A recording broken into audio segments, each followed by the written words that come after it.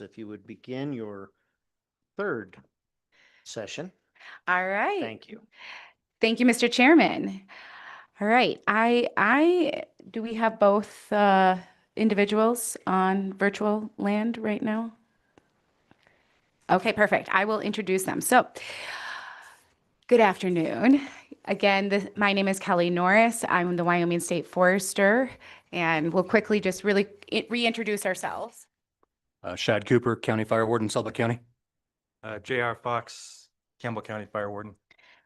All right, so part of the discussion prior to coming into this meeting was, what are the other state models? What are the other states doing, right? You received a pretty lengthy handout called the Wildfire Response and Suppression Strategies across the Western states. This handout gives a summary of 7 different Western states, how each of their forestry and fire departments' governance, what they are responsible for in protection, how each state responds to wildfire, how many employees they have, what percentage of employees are forestry versus fire, also how they pay for fires. We're not going to go through that entire document in this committee. It's provided to you. It's an amazing resource. I can't say enough and thank our Assistant State Forester Fire Management Officer, Jared DeLay, for pulling that together. But today we're going to have 2 different presentations, one from the state of Montana as well as from the state of Arizona. Both of these are going to be given virtually and both will have PowerPoint presentations with them. Montana's Deputy Forestry Administration and Fire Staff Wyatt Frampton is on, as well as Arizona's State Forester Tom Torres. Both of them will be sitting in the presentations for you. What I've asked of each state is to provide about a 20 to 30 minute presentation, giving you really an overarching view of how these states operate their wildland fire management and their challenges. And then we're going to open it up for questions, if that works. The reason I selected Montana was for specifically, and one of the things I've asked Wyatt to talk about is their co-op fire response model. And he'll talk about what that looks like, as well as how their wildfire suppression mitigation program funding. So there's a couple really unique things I think we could learn from and highlight from in those programs. When it comes to Arizona, the Department of Forestry and Fire is a smaller organization in comparison to the other Western states. But the department still works with really strong initial attack local fire services like Wyoming, just like Montana does. They have a large inmate hand crew program and a post-release hand crew program. I hope these presentations are going to be well worth your time and give you just another idea of how other states are tackling this challenge of the wildfire management within their respective states. And with that, I am going to turn it over to Wyatt. If and when we'll share the screen, and I think Wyatt can take it from here. All right. Awesome. Can you hear me? Awesome. Can you hear me? We can hear you, but there's no video. Okay.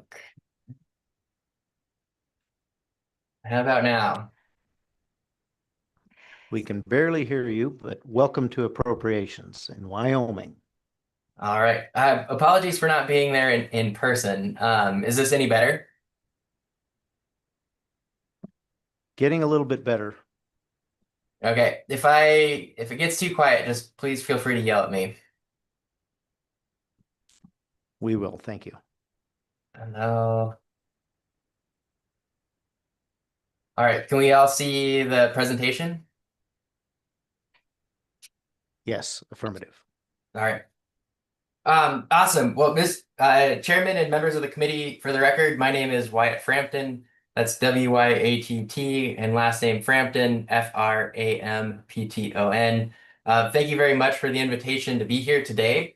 And we're excited to share with you some information about the Montana Department of Natural Resources and Conservation's fire program. So, to just a quick overview, like State Forester Norris discussed, we'll give a background on wildfire protection in the state. We'll talk about our county co-op program and how that's funded, and go over some challenges and opportunities, and then discuss our mitigation program, and look forward to a conversation afterwards. And so, just to start, before we get into the meat of the program, in my position, I'm the Deputy State Forester for Montana. So I'm responsible for the implementation of our state's fire protection program, which protects over 60 million acres of state, private, and federal lands across the state. I also oversee our Good Neighbor Authority program and our private landowner forestry assistance programs that are primarily funded through USDA grants.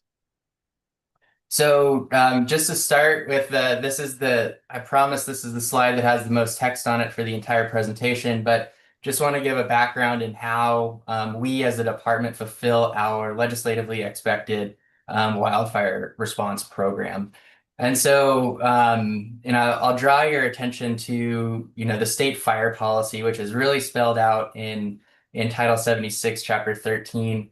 But there's two very overarching guiding principles for us, and that is we as the department have the duty to ensure protection of lands under state and private ownerships, that they have recognized wildfire protection, and that is a responsibility of the department.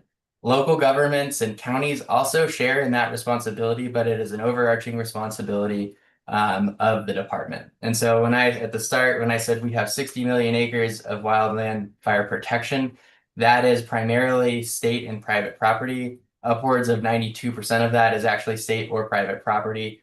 And so for those lands, through state policy, we implement an aggressive initial attack program, where we, as quickly and safely and effectively as possible, move to suppress those fires and keep them small, to minimize damage to resource and property, keep firefighters safe, and it's also proven to be a very cost-effective strategy for dealing with fires on the landscape.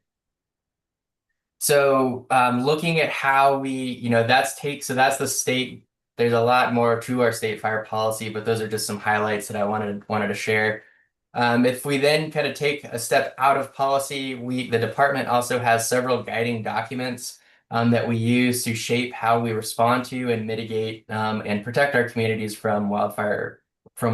So that's our State Forest Action Plan is what I would say our overarching umbrella document that talks about how we prioritize what risk is present to our communities and infrastructure across the state, and then what mitigation actions we take to try to work to reduce that risk.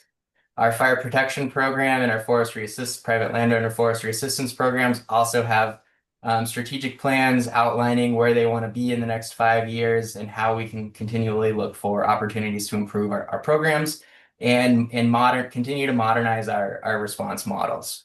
And then everything that we do is aligned nationally with what we call the cohesive strategy, which works at how do we adapt our communities to fire, provide effective wildfire response, and then increase the resilience of our landscapes. So when we talk about the department, we have a bureau, the Fire Protection Bureau, which is their responsibility is to ensure that we are prepared as an agency to provide that legislatively mandated fire protection. So it's our Fire Protection Bureau's responsibility to ensure that we have hired all of our firefighters, we have the budgets to pay for them, we have completed the training, and then they serve as the coordination entity, whether it's policy issues that need to be addressed or staffing issues, or we need to adjust where resources are present. They kind of serve as that statewide central hub for us and help facilitate movement of resources across the state. And so we're going to get more into this, but we do accomplish our legislatively mandated mission in two different ways. So the primary way, the way that we protect the most acres in the state is through what we call the county co-op program. And so this isn't a formal agreement that the state of Montana has entered in with each one of our 56 counties, where in exchange for the local government agreeing to providing initial attack or initial wildfire response, the state will provide services and also will provide training services, equipment, and also in the event that the county has exceeded its response capabilities, the DNRC will come in and be the financial backer and help and pay for suppression costs associated with fires that have exceeded the county's control. And through this program, we support over 400 local government or volunteer fire organizations across the state. And then our other model, this is the direct staffing model, where we have the department has responsibility for protection of over 5 million acres of land. This is predominantly on the west side of the state, where we employ, we have 55 fire-ready wildland fire engines. We staff 5 statewide helicopters that the department owns and operates, and 3 fixed-wing detection aircraft. So collectively, this is over 150 frontline wildfire positions, as well as support and overhead staffing for that direct staffing model. And then just to kind of continue to build, our understanding of what fire response looks like in Montana. This is a map that demonstrates the wildfire risk or the probability of wildfire impacting structures or critical infrastructure in the state. So this is when we think about how do we respond, this is kind of, or why do we respond, where do we respond? This is a base underlying condition, an expectation for us of where the values and risk are in the state. So with that in mind of where the risk is, this is a map that demonstrates, as I discussed, those different response models. And there is a third that we haven't talked about yet, which is where the federal government has wildfire response as well. And so Montana is about 94 million acres. The department has responsibility for 60 million, and the remaining 34 million acres of responsibility are the federal government's wildfire responsibility. So that's the 5 primary response: the BLM, Forest Service, the Bureau of Indian Affairs, National Park Service, and Fish Wildlife Service. So there's those agencies respectively split up the green protection that you see on the map there. And it's a shared coordinated activity that we've continue to work to improve every year. So now we'll talk a little bit more specifically about the county co-op program, and no expectation that everyone tries to read everything off the slide. And I realize I've lied. This slide might have more text on it, but the county co-op program, the takeaway here that I like to leave with everybody is it's a critical component of how we as a state of Montana redeem our wildfire responsibility that's been mandated to us by the legislature, which is ensuring that there is wildfire response for all lands within the state, private and state lands within the state. And so in the county co-op program, the DNRC still maintains this hierarchical responsibility for ensuring that fire protection occurs. But through the co-op agreement, in exchange for services, financial support, the counties provide that initial response to wildfire. And this model works tremendously well, upwards of 95% of the time, where local volunteer fire department or city fire department, local government, they respond, put the fire out, everyone goes home, calls it a day.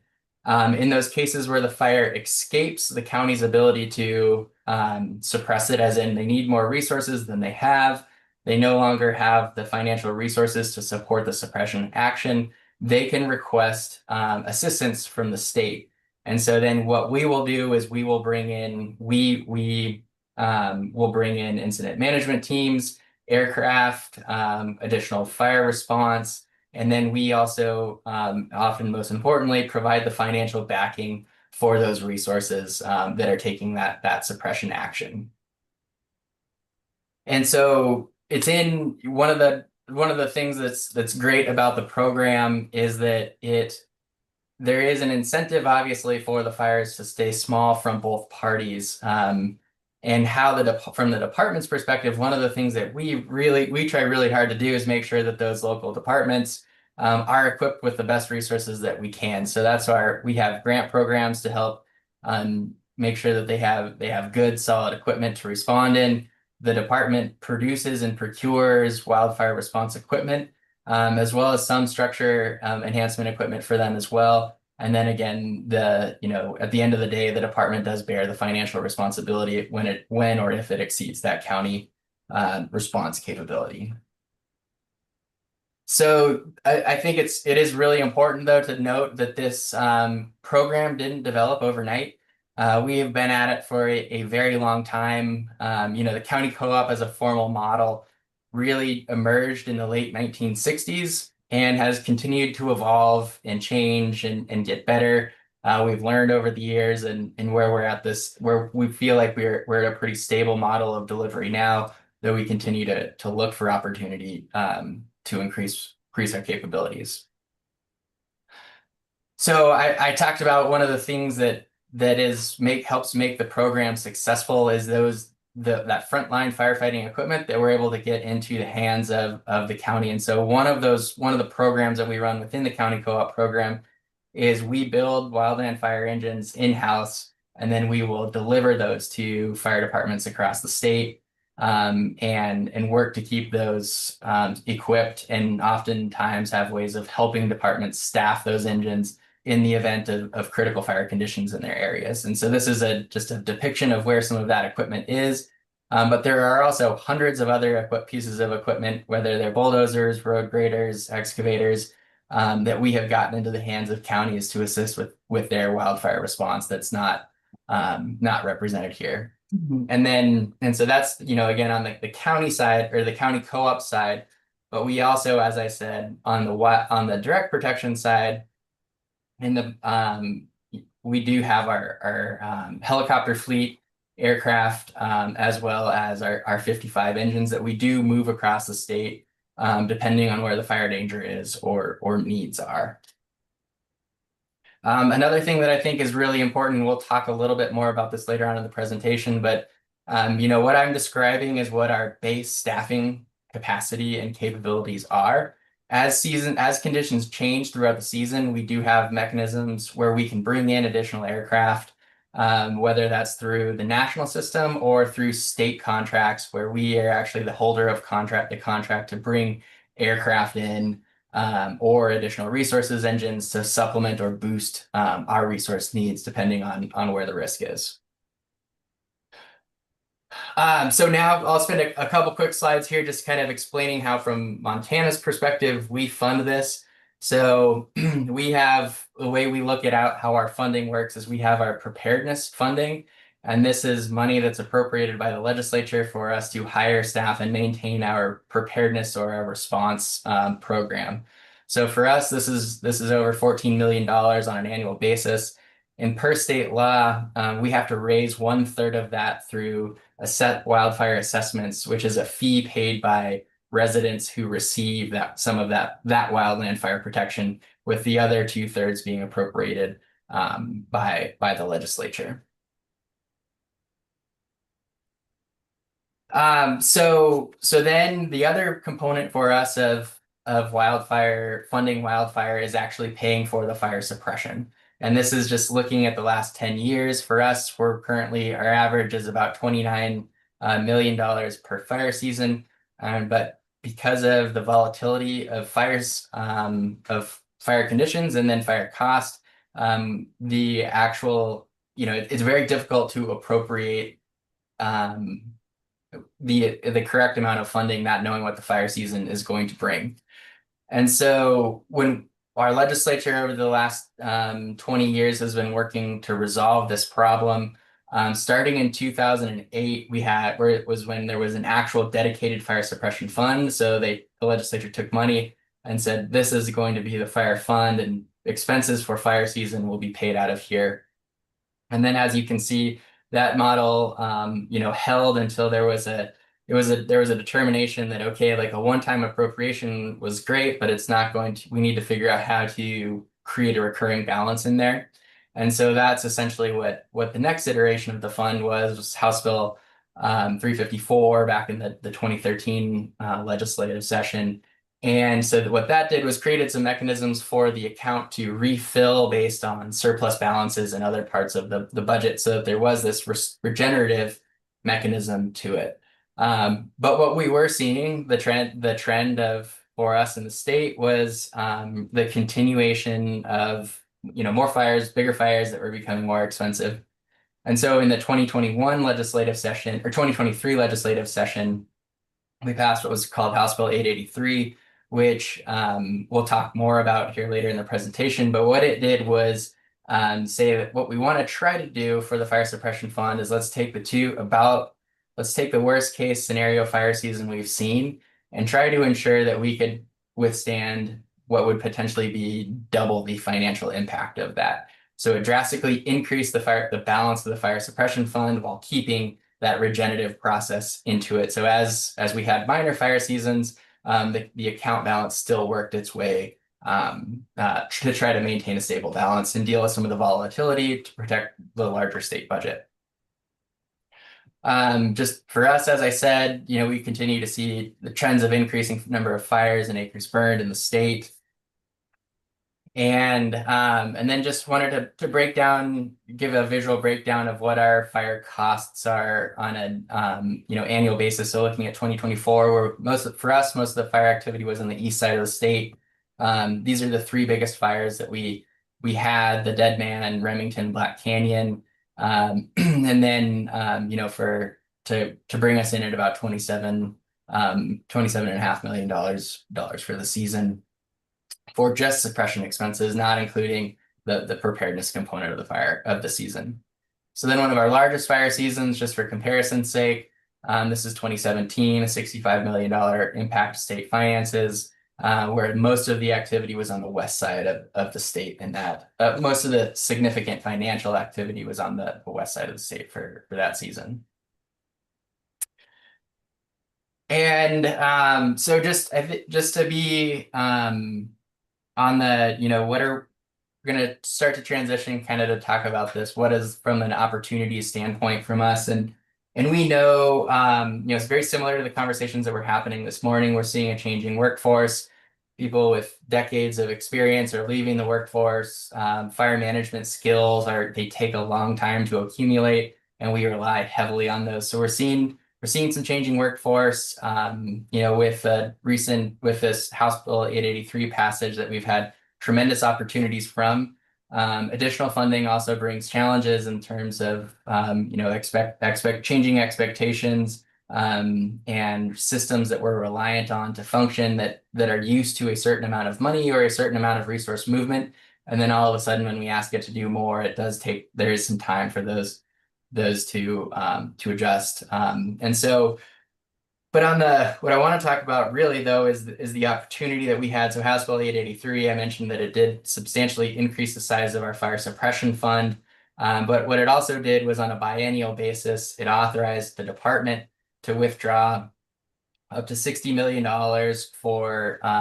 with $30 million going to reduction of wildfire risk and improvement of forest health, and also $30 million for increasing the state's wildfire preparedness.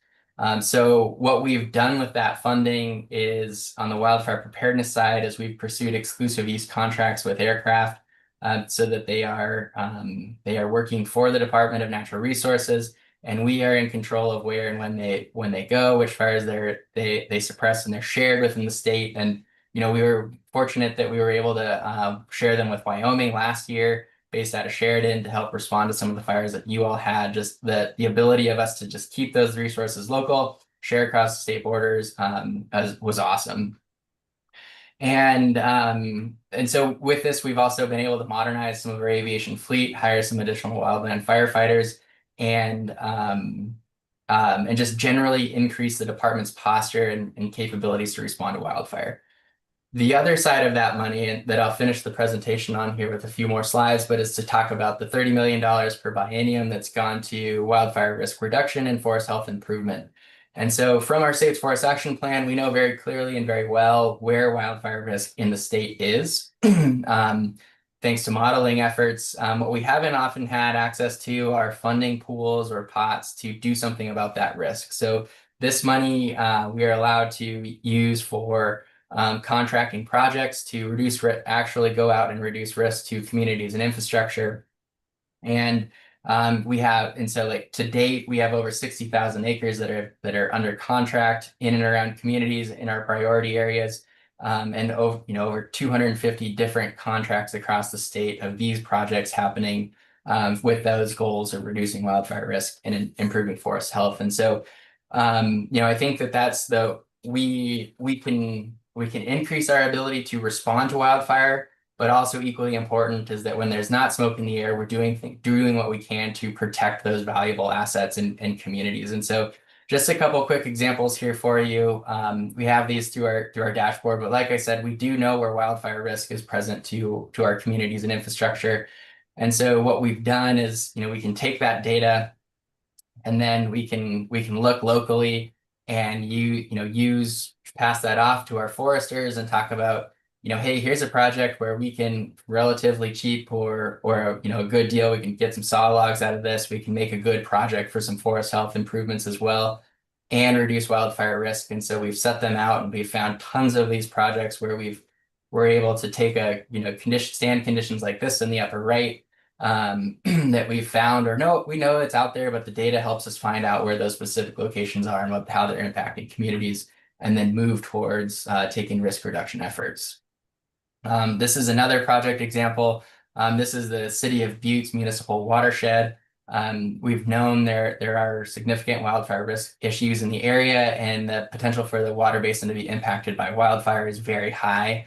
It's a granitic soil that could potentially transfer ash easily into the soil. So through a great partnership with the Forest Service and using Good Neighbor Authority, we've been able to get a pool of resources and funding to take some significant action to protect this watershed and the city's primary drinking water supply, which was dealing with some pretty degraded forest health conditions.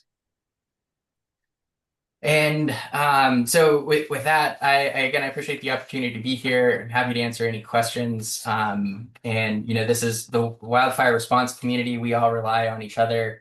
And no agency is ever going to have all the resources that we need for all the response. And so anything that we can do as the neighbor to the north to help, we're more than happy to engage in the conversation. And I appreciate the opportunity to be here. Thank you, Mr. Frampton. Questions for Mr. Frampton? Senator Larson. Thank you, Mr. Chairman. Mr. Frampton, you mentioned something about funding from forested landowners who are protected. So is that a voluntary thing that they would do? Is it a per acre? That's first two questions. Mr. Frampton? Yes, absolutely. So our response program or our assessments program is based on, so there's a flat rate that a person pays for having 20 acres. And then for every additional acre, so currently that flat rate is $50 for the 20 acres. And then for every additional acre on top of that would be a 50-cent charge per additional acre on top of that. And so that's a fee for service for wildland fire protection that's required, that landowner is required to have per state fire policy. Mr. Chairman, so I guess that's voluntary, and how do they know they can do that? Is it something you advertise or you? I'm sorry, Mr. Chair. So it is not a voluntary program. The assessment is issued by this. We work in partnership with the Department of Revenue, and so the property owner will receive on their property taxes. There will be a line item for the fire assessment fee that they have been assessed for the year, and those rates are the rates that we charge for the protection fee are coordinated with the legislature, because we do have to ensure that we're raising 1/3 of the department's preparedness budget through those assessments. So if our preparedness budget increases, then likewise we would need to increase the assessments that are being charged for the increase in service. Follow up, go ahead. Mr. Chairman, thank you. So how do you know if they have forested acres? Is there a certain number of trees or how do you determine that? The guy that just had the pasture pay for that or what? Mr. Frampton? Fantastic question. So the department maintains a map product that demonstrates that. And so it's the, how it was classified is for a property's ability to maintain predominantly a what would be classified as a forest fire.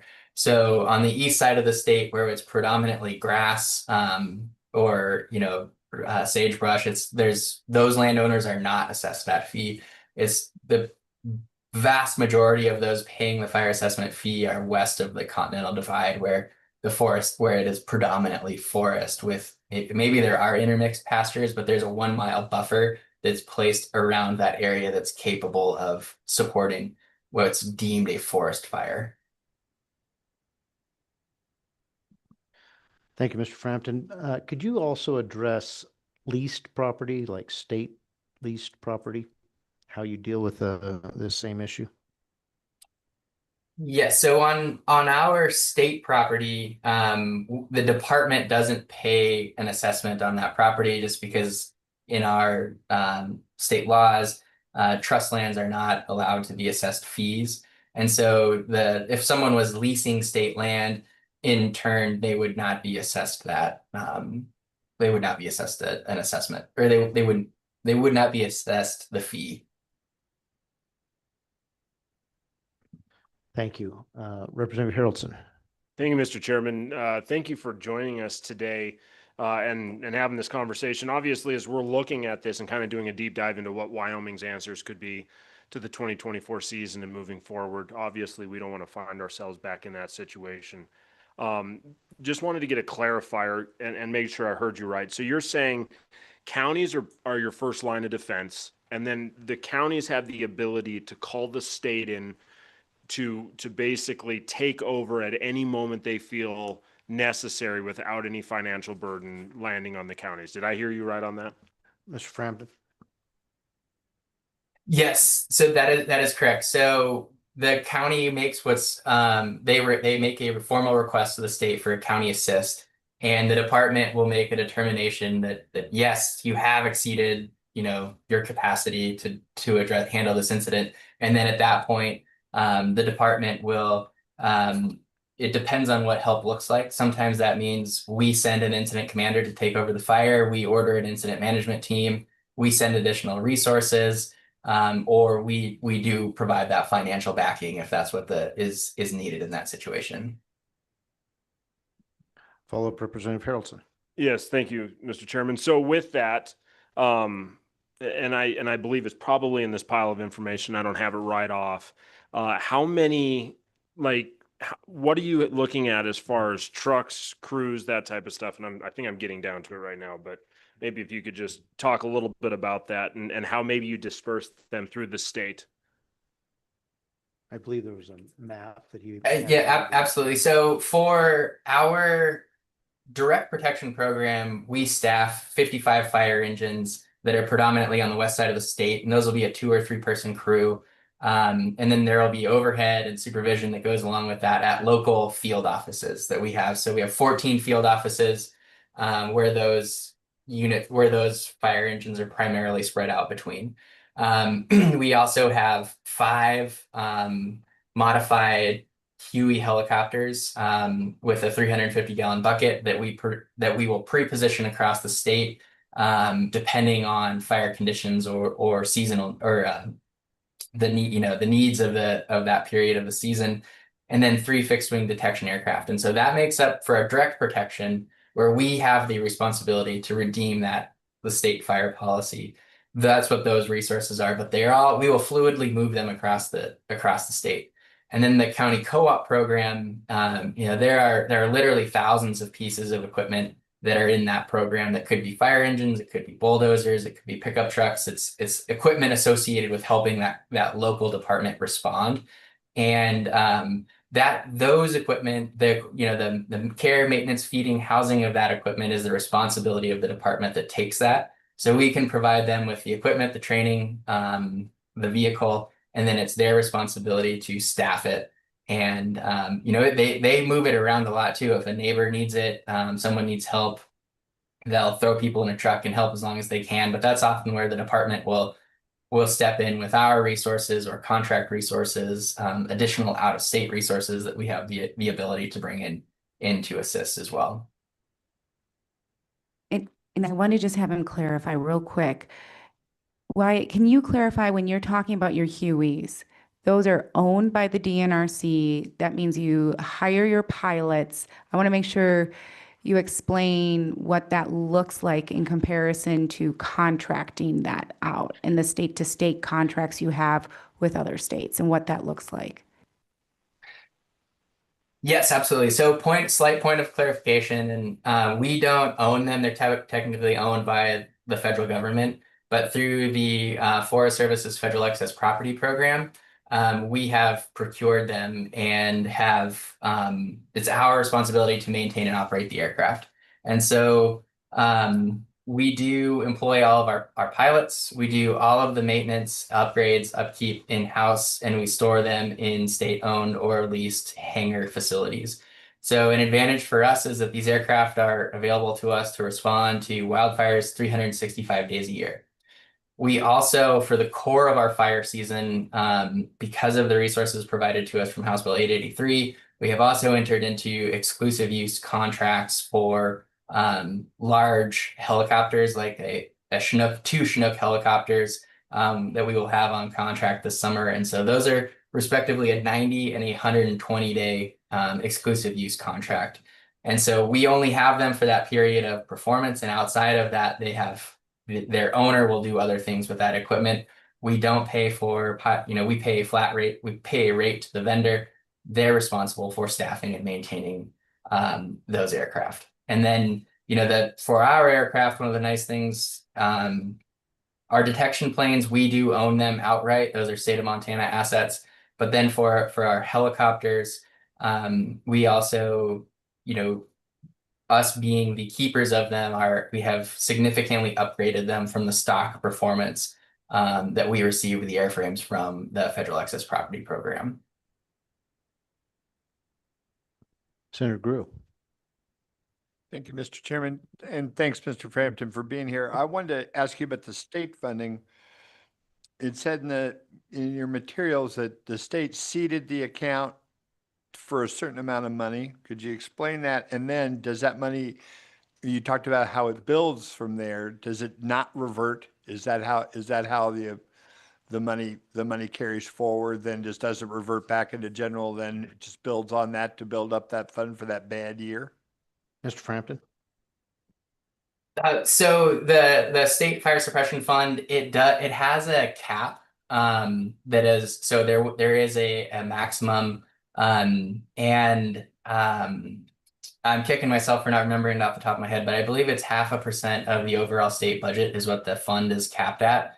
And so if we have a light fire year, the fund will be refilled to just what that cap is, which would have a lower financial impact. Likewise, if we had a bigger fire season, it's going to have a larger financial impact on state finances. But the goal is to try to keep the fund at a biennial basis at a max at the cap, which was set by the legislature. Representative Pendergraft. Thank you, Mr. Chairman, and thank you, Mr. Frampton, for being here. I want to go back to the 55 engines. I believe you said that you assemble those or set them up in-house. Could you give us a brief description of those vehicles and their capabilities and how that system works? Mr. Frampton? Yes, absolutely, Representative. So our equipment development program, what we do is we use state dollars to purchase F550 chassis. And it is just a chassis with no bed. We then in-house with we have 9 FTE dedicated to this program, who not only build the frontline fire engines, but they also build equipment for the county co-op program and then maintain the department's fleet of vehicles as well.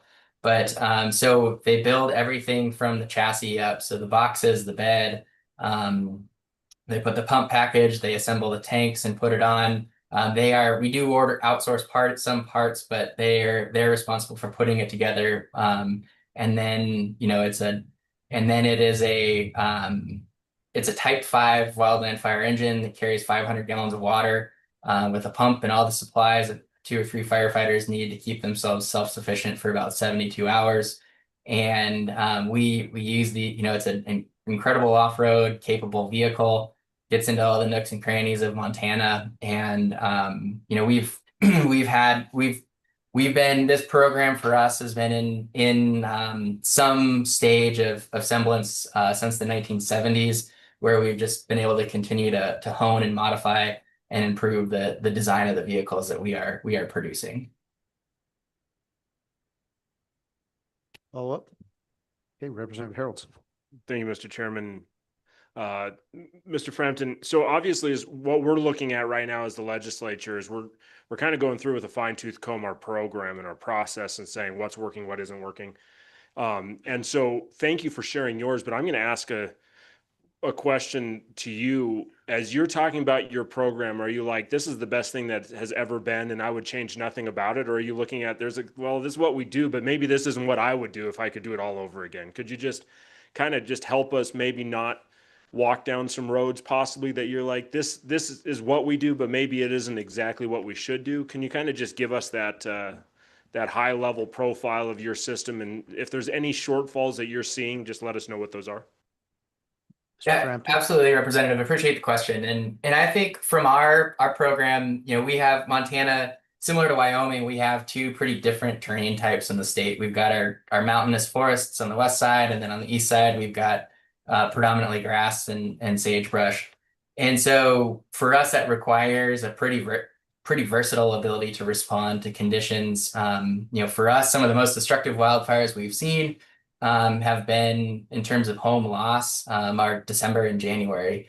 And so we've got to, for us, it's how do we figure out what there's a lot of what is the appropriate staffing for when our most significant wildfire risk is, which, it's counterintuitive to how it was for me when I was growing up in the program, where the most destructive fires we thought would be in August, but actually loss of property is happening in December. And how do we adjust? How do we staff for that? And so that's like, for us, we keep at least one of our aircraft, despite seasonal maintenance, available to respond at all times.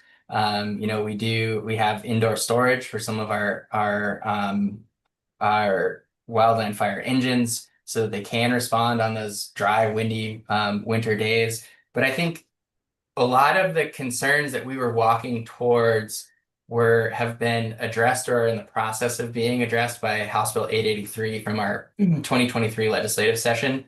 The increase in resiliency of the fire suppression fund is a very big one for us, making sure that when we are there to help the county that's having a bad day address the financial concerns of their response, that we have a solid fiscal account to lean on, is a tremendous boost for us. And then the additional mitigation opportunities that have come for it. And I think, we have case studies, several over the last 3-4 years, where we're seeing these field treatments that we're doing are working, they're protecting communities, they're helping change and modify fire behavior, which is, I'd much rather, personally, I would much rather spend a significant amount of money treating the fuel treating the fuel around a community in a long-term basis than, on a few busy days of an afternoon fighting fire. I think that longer term solution is what we're trying to work towards, but understanding that we have a lot of communities that have significant fire risk that are posed to them. I think the other thing that I'd emphasize, the flexibility that we've been afforded through 883 with the ability to bring on additional resources has been tremendous, and that we can do that in coordination with our federal partners as well is pretty outstanding, and that we know typically what types of resources are going to be in high demand. And so in January and February, we can work together to procure those and make sure that they're going to be available to us and our partners in the core of fire season. So I guess that's my start at your answer. I'd be happy to engage in more details for you, but I think a lot of the concerns that we were heading towards with our program 883 has helped to address. One that continues to plague, and I know you guys talked about it today, this morning, is that the county co-op program relies a lot on the county's ability to staff and maintain a response from the volunteer fire departments.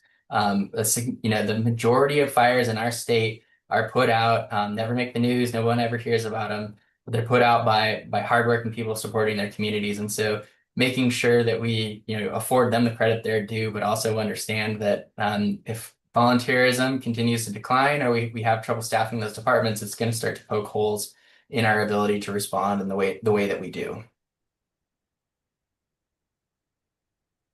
Okay, any further questions from the committee? Mr. Frampton, thank you very much for being here, and thank you to your state for contributing to Wyoming's research in this important area. We appreciate you. Absolutely appreciate the opportunity. And if there's any follow-up, please don't hesitate. Happy to continue to be a help. Thank you. Go ahead. All right. Thank you, Mr. Chairman. Well, it looks like Tom is on. Can you hear us okay, Tom? I gotcha. Can you hear me? All right. We can hear you. So we have our Arizona State Forester, Tom Torres, who is joining us today. And Tom is here to really kind of share with you the same way Wyatt did, another state and how they're tackling wildfire management. Arizona is another state that has grasslands and then forested mountain lands and a vastness of different challenges in between that. And so with that, I'm going to let Tom take it away from here. All right. Thank you, Mr. Kelly. Torres, welcome to House Appropriations, and please proceed. Thank you, Mr. Chair, members of the committee. Appreciate the opportunity to be with you today and tell you what we're doing in Arizona. Similar to Mr. Frampton, I have a slideshow, and I think you're going to find some similarities between what Arizona does in Montana. So I'm going to pull my slides up and see if you guys can't see those.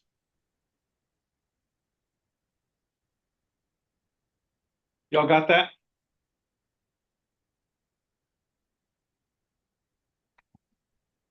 We do now. Okay.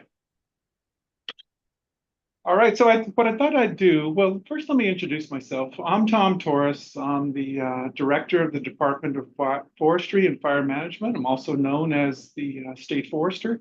Some people also call me the Fire Director.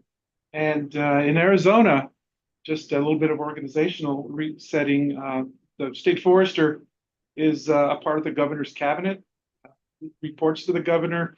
And it's been this way for about 8 years. We used to be a part of the Arizona State Lands Department, but I think the forestry and fire programs became rather significant about that time, and they sort of broke us off into a separate cabinet level department. So what I thought I'd do today is just to give you a little bit of background about what our department looks like in terms of overview, what our jurisdictional responsibilities, et cetera. Talk a little bit about what some of our statistics are, talk about our wildfire response and risk and what's changed over the years and what's changing in the future, and then talk a little bit about our mitigation program. So I have a map here, the state of Arizona, and you see it's very, very colorful, and that represents the different jurisdictional responsibilities across the state. As the state forester, by statute, I have the responsibility for vegetation management and prevention and suppression of wildland fires on about 22 million acres. 9 of that 22 million acres is Arizona State Trust. The other 13 million acres are unincorporated private lands. You'll see one of the things that I want to point out about this map is, number one, all the blue and white portions are the state trust and the unincorporated private. The green parts of the map are the U.S. Forest System lands. There's 6 national forests in Arizona. They comprise about 8 million acres. And quite frankly, that's where a lot of the significant risk across the state exists. We also have really large tracts of tribal nation lands. It's about 27 million acres. And there's BLM, a lot of different colors. And so this is one of the things that makes wildland firefighting a bit of a challenge in Arizona, like other states, is because responsibility for wildland firefighting is largely dependent on where the fire starts. And any type of fire that is of significant size in Arizona, we're typically in unified command with the federal agency or a tribal nation. So just a couple of statistics about our employees. Currently, we have about 260 employees. We have allowance to get up to 286. And as you can see from 2020, we've really grown. Back in 2020, we had 88 active employees. And if you just do the quick math between 2020 and where we are now, we've experienced almost a 300% growth in number of employees, and that's intentional. A few years ago, 4 or 5 years ago, our legislature and governor made a conscious decision to put significant resources behind our wildfire fighting operations as well as our mitigation efforts, and I'll talk to those. So here's just some quick numbers on what our wildfire history looks like over the past 5 years. On average, we have about 2,000 fires a year, and that's across all jurisdictions, whether it's state or federal or on the tribal nations. And we typically burn about, 450,000 acres a year. And the annual cost on average is about $13 million that we spend out of state appropriation. One of the things I want to highlight about these graphs that I'm showing on the left is it's highly variable. The number of fires that can happen on any year can range anywhere up between 2,500 fires down to a little over 1,000.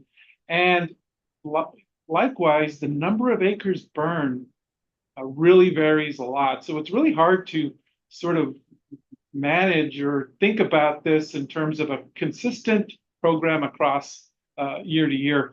Just real quick, in 2024, which is the last year we have solid data for, we had about 2,160 fires. We burned about 280,000 acres, but our cost was significant. We spent about $21 million last year, and there's a reason why. Our fires are becoming more complex. We're having to use more aircraft, and similar to Montana, the tip of the spear for our firefighting efforts are our county, or not our county, but our local fire districts and departments, and they're becoming more stretched thinner and thinner. And so as a result, the state is having to take on more of that cost burden. Here is just again, another graph that shows high variability in what we spend versus what our budgets are. And so I'll just make a note here. In 2021, 4 years ago, that was a very significant fire season in Arizona. We had some very large fires for our standards. We had one fire called the Telegraph Fire, which was upwards of about 250,000 acres, and we were out of money. And so in June of 2021, the legislature and the governor called a special session, and they made $65 million available. And we broke it up for suppression, for capital equipment, and post-fire rehab. There was a lot of significant impacts to ranchers, communities, counties, the road systems, et cetera. And so $46 million was made available for post-fire rehab, and 19 was made available for suppression. In 23, they doubled down on providing resources to my department and provided $75 million. 20 million of that was for suppression. And again, the bottom note I have there, in 2024, our annual costs were about $21 million. And I've already mentioned some of the reasons why that cost jumped significantly. Apologize for all the text here, but this is just a summary of what we have internally in terms of state resources. I have a state fire management officer. He's my statewide fire chief. He's got a deputy. We have 3 fire management officers across the programs. Our state is broken up into 5 districts or divisions. We have 15 battalion chiefs, not nearly as many fire engines as Montana. We have 8 fire engines to cover 22 million acres, which is not nearly enough. One of the things we do unique to maybe Arizona is we use our inmate crews pretty significantly. We have 12 20-person inmate crews that provide some form of initial attack or fire suppression assistance. And so that brings on 240 persons to our capacity. In terms of our air resources, as you'll see up on the top right, we don't have any air resources that we own outright.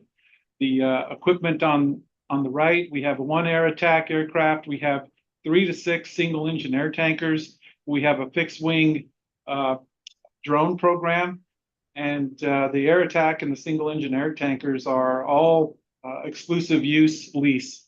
The other aircraft that we depend on, the VLATs, the LATs, the helicopters, those are provided to us via agreement through the U.S. Forest Service and the BLM.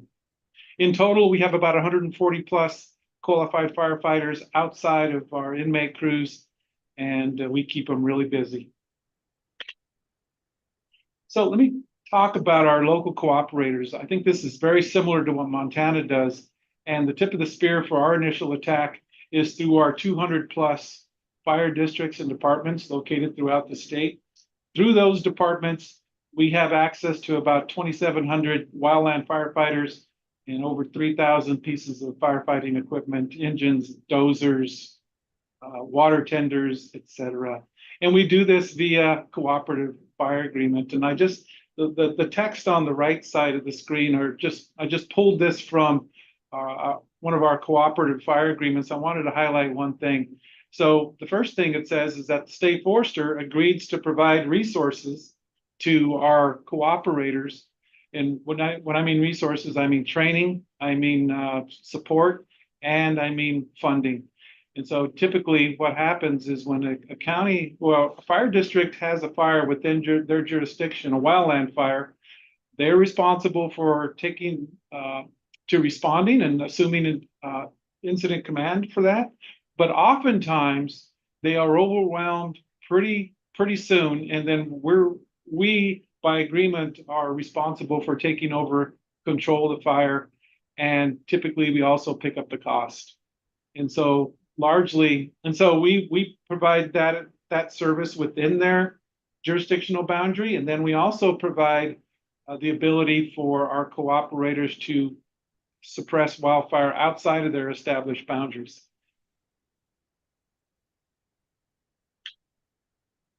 Our other wildfire response resources includes the Great Plains Interstate Compact. We joined the compact in 2024. As a matter of fact, one of the states in which we share resources is Wyoming. I don't think we've actually shared resources, Kelly, with your team, but we do pretty routinely with our neighbor to the north in Utah, and that is a very good tool for sharing resources state to state outside of involvement from the federal government, and we take advantage of it as much as we can. The other item B there are the federal partners, and within the state of Arizona, we have 4 tanker bases with the VLATs, or the very large air tankers, the helicopters, air attack, and then all the complement of firefighting resources that they bring, including hotshot crews, hand crews, prevention patrols, etc. We collectively call ourselves the Arizona Fire Service, and this is just a list of the folks we deal with, and a lot of them are the federal agencies, but the two symbols over to the right are the Arizona Fire Chiefs Association and the Arizona Fire District Association. Those are the leaders and the organizations that help us coordinate, communicate, and provide initial attack with our over 200 cooperators across the state. So those are very valuable relationships, and we hold them in high regard. So I thought I'd just talk a little bit about our risk. As I mentioned earlier when I had that map up, the first map, I said a lot of the risk exists in Arizona on the U.S. Forest Service lands, and this map really shows it. Obviously, the bright red colors is where a lot of significant wildfire risk exists, and a lot of those deep red areas are on the National Forest System lands. And so we work very closely with the U.S. Forest Service. We share resources, we coordinate significantly in order to mitigate those risks around our communities. Think communities like Flagstaff and Sedona, Tucson, and even to a certain extent, the north side of Phoenix. A lot of people don't know that the lands just north of Phoenix, Arizona are Sonoran Desert. They have significant fire risk. And those are national forest system lands. Arizona is relatively complex in terms of varying ecosystems.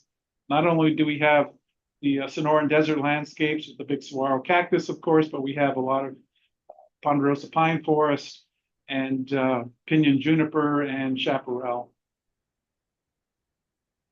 The other big risk in Arizona is the WUI. And I show this slide just to emphasize the fact that since 1990, we've more than doubled the number of housing units within the WUI area as of right now. And these are 2020 numbers, but we have, I would venture to say, well over 1.5 million homes within the WUI. The picture on the bottom right is an example of what that's leading to. We're doing more active and using more aircraft in what we call neighborhoods. That map on that picture on the bottom right shows a tanker dropping slurry, and those people are on top of their homes, and that's just north of Phoenix. And so that's driving up the cost, and it's putting a big burden on our local fire districts and departments to be able to respond to the risk that's out there. So WUI is definitely one of our major concerns when it comes to allocating resources. I just want to quickly touch on our wildfire mitigation program. Similar to Montana, we've really jumped into trying to mitigate fire around some of those communities, especially in the WUI. So the purpose is to identify and remove hazardous vegetation from state, federal, tribal, and private lands. Note that I did not just say state, because we're prioritizing our work where the risk is. And a lot of that risk is on the federal estate, and some of it's within communities, municipalities, et cetera. And so that includes mechanical work like logging and mastication. It also includes our work that our hand crews do. I mentioned previously that we have 12 20-person inmate crews devoted to wildland firefighting. We also have 8 20-person inmate crews devoted to our mitigation program. We also use herbicide application and prescribed fire, which is the picture on the right there. That's one of our inmate crews helping to implement a prescribed fire prescription.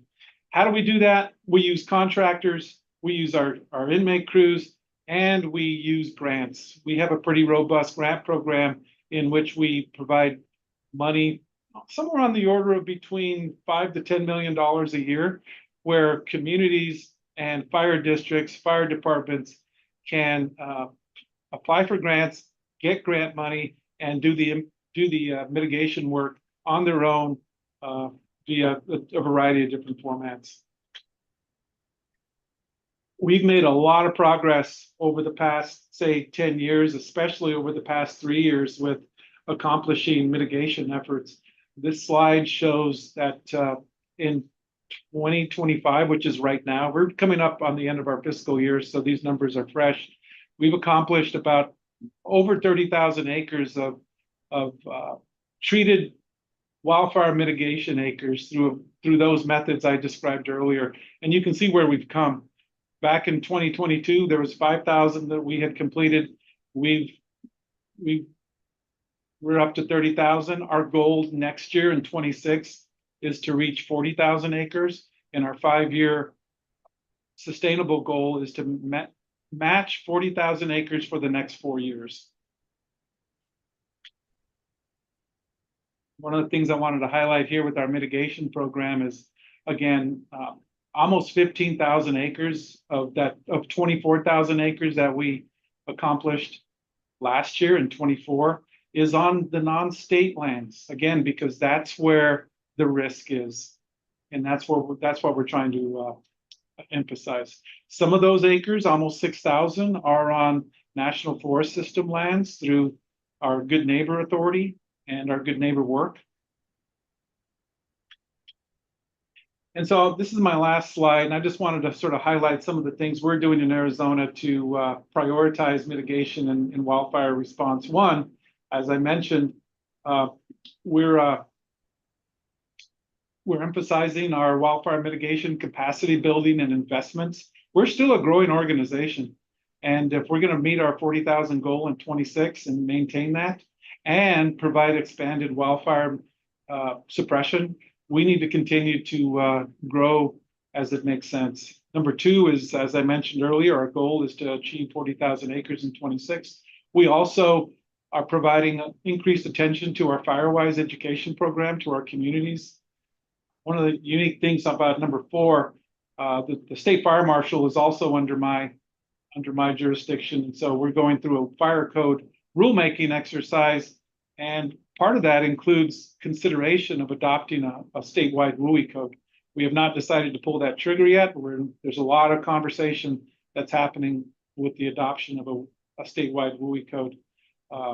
Continued emphasis on our good neighbor authority. Number six, this is really important for me and us in Arizona, is increased support of private industry via our state contracting. If we're really going to make a difference in terms of mitigating risk across the state, it largely needs to be done with private industry. So we're really diving into that one.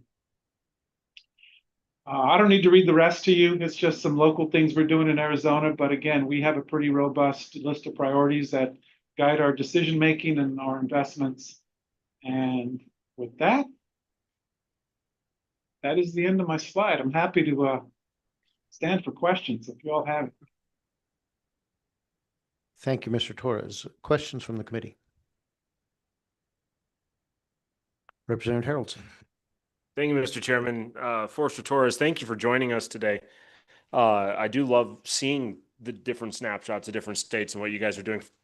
Okay, the burning question that's been in my mind ever since I got our information: how in the world do you have that many inmates in your inmate program? Like, we're struggling to keep one 20-man crew going. You got 12 20-man crews. I mean, you got 240 inmates that are part of this program. That right there is music to my ears, and I want to know how you do it. Mr. Torres. Yeah, Mr. Chair. So we've been at this a long time. We've used in Arizona inmate crews for well over 30 years. And it's a program that has been maintained. And we actually have a contract between myself and the Department of Corrections director. And so that's part of it, is we've maintained that program. We've built incrementally. You know, last year, well, no, actually about 3 years ago, we thought we could expand that program. We thought we could expand it almost by doubling it. And quite frankly, the interest from the inmates wasn't there, but we continually look for opportunities to expand that. And so, you know, right now it's 20 crews across the state for both wildfire and forestry. I think that's grown by maybe 5 or 6 crews over the past 4 or 5 years. Follow up, Representative Harrelson. Thank you, Mr. Chairman. So, Forester Torres, that's awesome. But like, are they getting paid? What are they getting paid? Is this something where they've got like reduced sentences? I mean, we need the nuts and bolts of it, because the reality is we don't have the nuts and bolts right now. We need those, because we can. I mean, we've been running crews for a long time too, but we're on the other side. We're in the depleting stage instead of the building stage. We want to be in the building stage. How do we help them help us, and how do we make this something where we get the inmates buy-in and at the same time give us the opportunity to extend our forces? Mr. Torres, and if you could also include in your response, the managers of these inmates, how you're handling that. Yeah, happy to, Mr. Chair. So let me talk to that part first. So, you know, operationally, there are, I think, 3 or 4 DOC, Department of Corrections staff that are assigned to each crew. And then we match that with crew leaders, and then they share the responsibility for managing the work, supervising the work, et cetera. And so the other part of the question is we don't pay our inmate crews a lot, our inmate crew members. I think we pay them $1.50 an hour.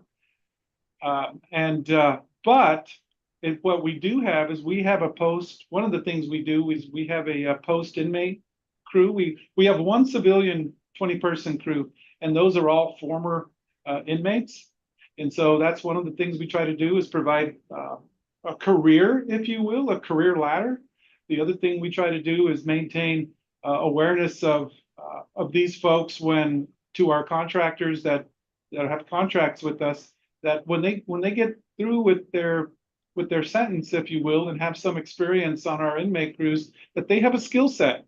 And a lot of them actually, I shouldn't say a lot of them, I should say maybe a significant number of them actually are current employees of our department here at DFFM. So we try to emphasize the fact that they're learning a skill and a skill set that can help them get a job when their terms are over. Hope that helps.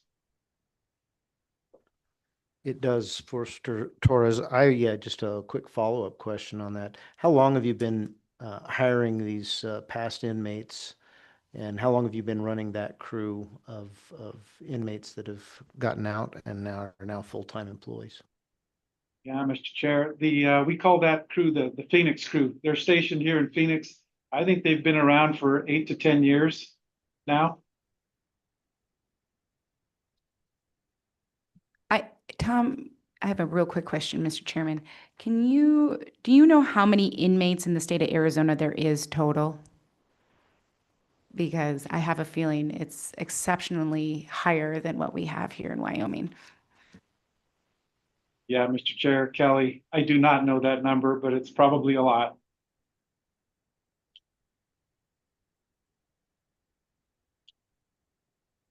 Further questions for Mr. Torres? Seeing none, Mr. Torres, thank you very much, and thank you to your state for assisting us in this research. We really appreciate your time. You're welcome. Good luck, Kelly.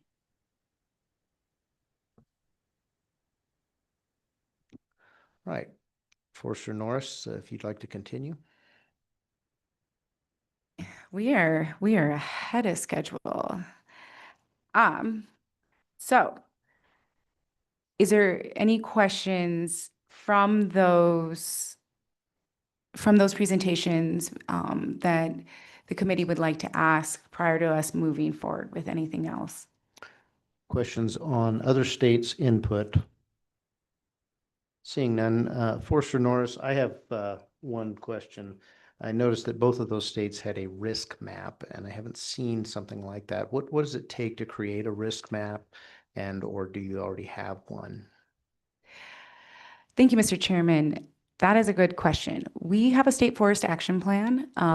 Within that state forest action plan, we do have risks shown across Wyoming. We do not have a defined risk area. We did that quite a few years ago when we received grant funding.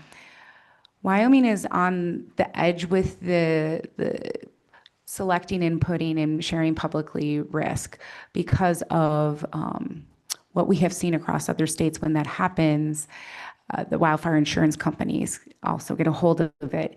So we haven't moved into that direction, and also because we don't have the capacity to maintain it, because that's being maintained by a whole GIS expertise group of information, and we don't have the funding or the capacity to maintain something like that. We will be looking at updating our forest action plan. That probably, again, with the staff we have, will be doing an update, but it is something that I am wanting to look at in particular because I think it's beyond just the communities at risk. I think we need to take a hard look in Wyoming of the watersheds at risk. And so that is something that we are in conversations with. And so I think there is a need to improve and update what that would look like, but then also figure out a good balance of how to share that publicly. Thank you for that input. And I know, correct me if I'm wrong, anybody on the committee, but I believe we passed a bill regarding critical infrastructure in the last couple of years where I believe it's DCI that maintains a list of those properties. I heard it mentioned by Montana that that's part of their concern, and I would think that your comment about watershed would be included in those critical infrastructures that would be important to the state to protect. Thank you for that input. That's good. Okay, are we done early on this section then? We are. Would you like to take a break now? Actually, I'm going to move to some public comment, but this will be a good break for you all. We do appreciate your presentation so far, and we'll be prepared for another one coming up after our next break. Did you have something? Just Representative Harrelson? as public comment comes up, I'll give a little info. Okay, that'd be great. We're going to start with elected officials, and I have failed to acknowledge Representative Connolly here. And she has graciously joined us from the county to our west, and we appreciate your being here. And we'll start with you, Marilyn, if you have anything you'd like to opine upon. The committee's at your pleasure here. Okay, that'll be fine. We'll have more comment periods. Now we'll go on to county commissioners. I think we had any other elected officials that would like to comment, please come forward. Just as, Mr. Chairman, as they're coming up to comment, just a real quick unofficial search gives the state of Arizona 34,000 incarcerated. The state of Wyoming, 2,200 incarcerated. Percentages come out to 1,727.35 for every 20-man team, which puts us about right in the same spot. So I think that's the issue, but that doesn't mean we can't be overachievers with the incarcerated in Wyoming. So we're going to have to keep working on that. Commissioner, welcome. Welcome to Appropriations. We appreciate you being here, and please introduce yourself to the public and to the committee and proceed. Mr. Chairman, thank you. My name is Bill Novotny. I'm a Johnson County Commissioner. State Forester Norris had asked the Commissioners Association to be here. Unfortunately, Mr. Riemann is at joint labor, so he asked me to be here to pinch hit for him. And I think also he was hoping that the perspective that Johnson County had after the house draw fire, which as many of you know is the largest fire in the history of Wyoming that took place in our county last year. Mr. Chairman, members of the committee, when you look at counties and our work to mitigate risk, we participate in WARM, we buy insurance. The fire suppression system is our fire insurance. And without it, your counties and their finances could be decimated in one fell swoop. It is critical, and we are so very thankful for the work of the legislature to replenish that fund, to provide the additional funds that are going to be helping us through the mitigation efforts that are being overseen by the Natural Resource Wildlife Trust. With those dollars that you appropriated, my county received just over $12 million, and we are already putting those to work on the ground. The house draw fire caused $26 million worth of damage in my county. It cost more than $6 million to fight that fire. And you'll see from your handout, there was about $2 million that came out of the suppression account. The rest of that came from our federal partners. And without those federal partners, the house draw, which was pretty well controlled after about 3.5 days, just because of the terrain where it was burning, that would not have been possible. And it would not have been possible to have that initial attack without my 2 local fire districts, as well as the mutual aid that was available to us, again, from those federal partners, and also some of the fire districts that are to our immediate north, south, east, and west. With that, though, I don't want you to lose sight on the fires that don't hit that floor, that they fall into fire suppression. Because if you look at the aggregate costs of firefighting each year out of your county, you may have more than $6 million in expenses, but they may be spread out over multiple fires. And that is a real drain on our fire districts, whether they are volunteer or paid. We're fortunate in my county. We have 2 fire districts. Those were approved by the voters, one on the northern half, on the southern half. Our residents chose to tax themselves up to 3 mills to pay for those fire suppression services that are happening in our counties. With that, when you look at house draw fire, was so unique in that it was 174,000 acres, but 148,000 of those were private acres. There was only 16,000 acres of BLM land and 9,000 acres of state land within that. So if you look at how those costs were spread out over the entities that were involved, we wouldn't be here on sound financial footing if it had not been for the fire suppression account. to come in and provide that. And so I don't want you to lose sight of the fires that do not fall, and we don't ever want to have fires of that magnitude, but when we do, that's so critical. But do also please realize that your counties, your local governments are dealing with a lot of fire expenses that don't fall within triggering that assistance. And when you add up over a long fire season, it can be very expensive for your local government.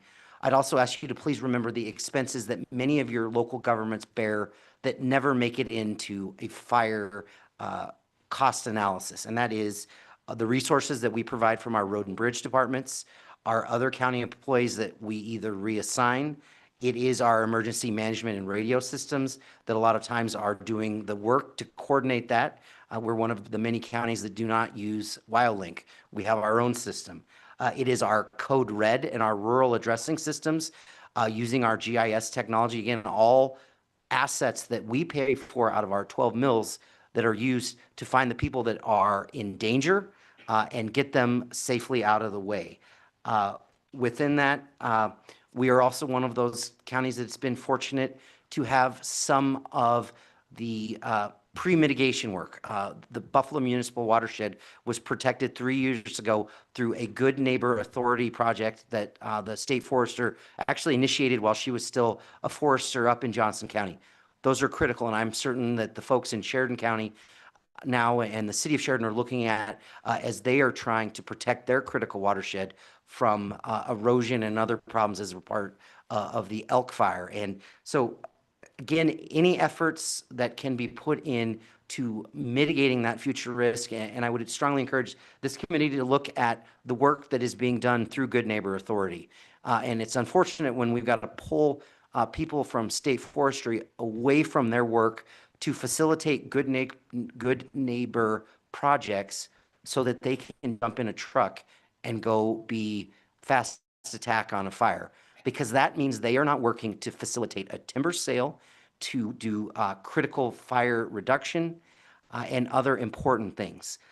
The last thing, because we are before joint appropriations, there are other fire component prevention activities that are done in other state budgets. So please take those into consideration.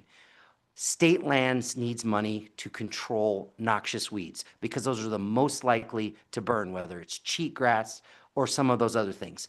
If they are not funded through this biannual budget to control weeds on state lands, it makes it difficult to fight fires. So with that, Mr. Chairman, I'm happy to answer any questions that you had about how counties interact because we are at the tip of the spear in this effort to handle fires or any thoughts. I hope there are a couple proposals that are going to be maybe coming up in this next section. One, to add a mandatory floor in what is in the fire suppression account. I think that would be fantastic. And also, I believe there may be a proposal to set aside a second account with maybe up to 10 million that could be used for mitigation efforts, because there's nothing better than dollars spent to mitigate those fires and protect our homes, our property, and our people. So thank you, Mr. Chairman, members of the committee. Commissioner Novotny, thank you for being here. Questions for the commissioner? I have one. Since you brought up the noxious grasses and the cheatgrass, what are you observing in your county as far as the results of the fires burning those products? I know that that is burning is a weed mitigation process. So what is it looking like as the spring has sprung and the grasses are coming back? Is it any better as far as cheatgrasses or not? And to your comment about spraying, this committee added $52 million towards spraying grants for weeds this last year, and I think it's probably we'll get a report from the Wyoming Wildlife National Trust, but I'm assuming that we're well funded in that area this time around, because I think the maximum we ever had before was about 30 million. So if you could just share with us what, from your perspective, the cheatgrass situation is looking like in Johnson County. Mr. Chairman, Great question, and thank you. And many of you that drove in, if you came across through Buffalo, you were driving through the heart of the house draw fire. You probably had no idea right now because the country does look fantastic because we had late season moisture that allowed the grasses to come back. We are just starting to figure out, Mr. Chairman, exactly what the mix on that is. What I can tell you, we had a very successful effort that we initially thought were going to be paid for with some dollars that would flow through FEMA. Unfortunately, those dollars disappeared, and our local conservation district found the money to do the reseeding in all of the fire lines. We had over 500 miles of fire lines that were cut fighting that fire. We've had good growth in there. We've had very, very good growth in a pilot project that we did with some sagebrush reseeding that's done around sage grouse core areas. Our little sagebrush are up. That was made possible because DEQ provided some sagebrush money. A lot of NGOs and other entities joined in and helped us. But we didn't want in those areas to do any form of a treatment because the Rejuvex and some of these other chemicals that are going to be done to hold down the cheatgrass growth and the other things would suppress the native grasses from coming back that may have survived that are in that seed bed there. And the house straw fire moved very quickly. It was not a super hot, and we have wonderful data on the burn intensity. I know they have that data as well for the elk fire, and it's doing a lot of work as they drive their strategies on how to treat that. But we are really very, very early in seeing where I do know that the Conservation District is about to send an invoice just over $1.2 million to the Wyoming Wildlife and Natural Resource Trust Fund for some early mitigation spray seed work that's been done. But at this point in this stage of where we are at the grow and wait and see where that is. We have wonderful historical data on where the cheatgrass was prior to the fire because of work of the NRSC, work that was done monitoring core areas for sage grouse, and also incredible data that our partners in industry have shared us as they've done monitoring out on those areas where a lot of the energy production and coal bed methane took place. Thank you very much. Any further questions? I think your comment tells me that it was probably fortuitous that we didn't have Director Budd here until our next meeting, so he'll be able to inform us a little better about the status of the cheatgrass. So thank you very much. Yes, and Mr. Chairman, we do have the subcommittee that is overseeing that is scheduled to be in Buffalo, I believe the 30th of July. Certainly, we would invite any of you to come up. I know they're going to take a field trip out into House Straw to look at that. Johnson County is going to hopefully host a reception for all the legislators that do come up so we can answer any of the questions that you may have on how we're doing interagency coordination, how the monitoring that we're doing. We have incredible data that we are tracking in terms of the coal seam fire.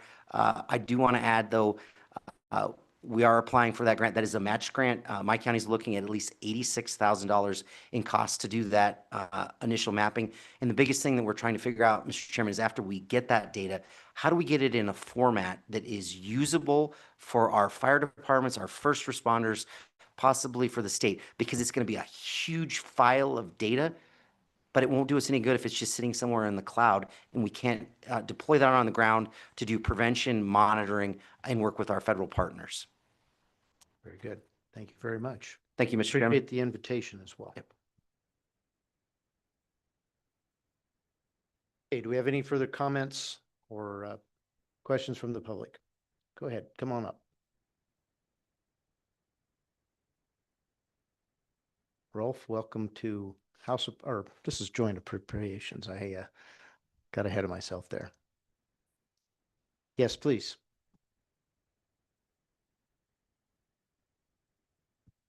Is that better? Oh, yes. Rolf Ahrens, I live here in Gillette in John Bear's, Chairman Bear's district. First of all, I want to thank everyone for the incredible work in keeping the citizens safe. You folks over here, thank you. I could not help but hear a very strong sense of urgency in what they told me, and it's got me feeling a little urgent.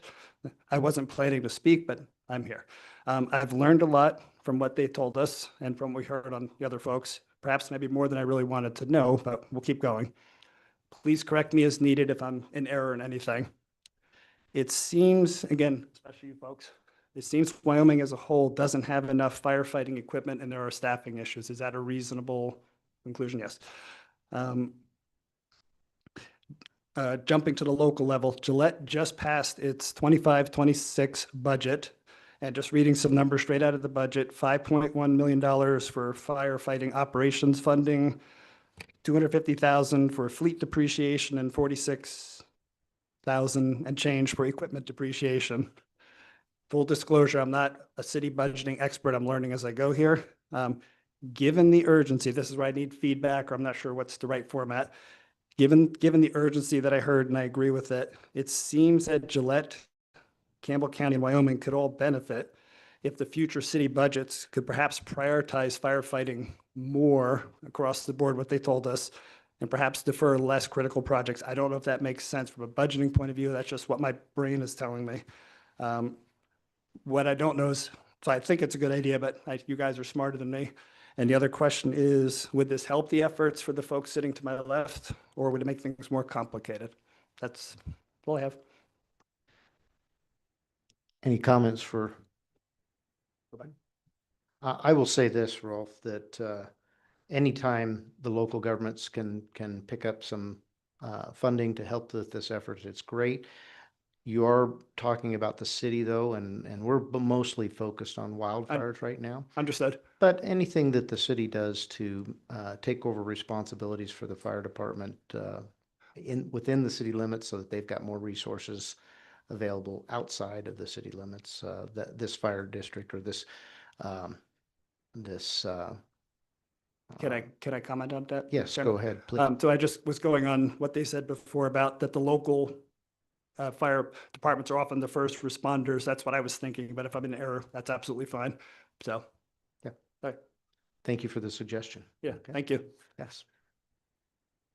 Representative Haroldson. Thank you, Mr. Chairman. So one of the things that I think is very clear is the money is spent in fires when you lose them. I mean, 2,000 fires in the state, right? 57 in Platte County. The reality is one cost us a lot of money because we lost one. You know what? I mean, Johnson County had a lot of fires this year, but they lost a couple. And just, I mean, when you jump an interstate, 4 lanes and a median, I mean, let's face it, guys, at that point, it's outside of man's control. At that point, we're dealing in God's country. And so really what it comes down to is how do we outfit and how do we make it where our local fire departments, our first line of defense, can put that fire out in the first 12 hours, in the first 2 hours. And so talking about the local, the counties, the municipalities, prevention is a huge part of that. You know what? Graze the land. You know what? We've got Hartville in my county. Hartville is literally sitting in the bottom of a chimney with undergrowth on people's back doors. I mean, those are things we need to address. Those are things municipalities can address. Those are the things that we need to take care of. And so to answer your question, should there be more? Yeah, in the preventative realm. Should there be more? Yeah, let's take care of our local fire departments so that they can be that first line of defense. Because if we could eliminate 25 fires, we wouldn't even be here having this conversation. But we are having this conversation because there were 25 fires we couldn't eliminate and became incredibly costly to the state of Wyoming. And so I think, I don't know if that answers your question, but that's the conversation, is how do we make it where we don't lose those fires? And the answer is, number one, pray. Because God's probably got way more to do with how much grew and the wind and all of those things. But also, are we doing everything we can to recruit those locals and stuff like that? So I don't know, just maybe answer a little bit towards that. Ms. Vaughn, do we have anyone online? And is there anybody here inside the room that would care to comment? Okay, all right. Mr. Richards, we do have someone from Pew Research that's going to give us a bit of a presentation. Is that going to be after the 3 o'clock break? That was my understanding, Mr. Chairman. Okay, so what we'll do is we'll move our 3 o'clock break up to right now, and that'll give us a little more time. Maybe we can get out of here a little bit early. tonight. Okay, so we'll go ahead and take a 15-minute break, and that puts us back here at 5 minutes till.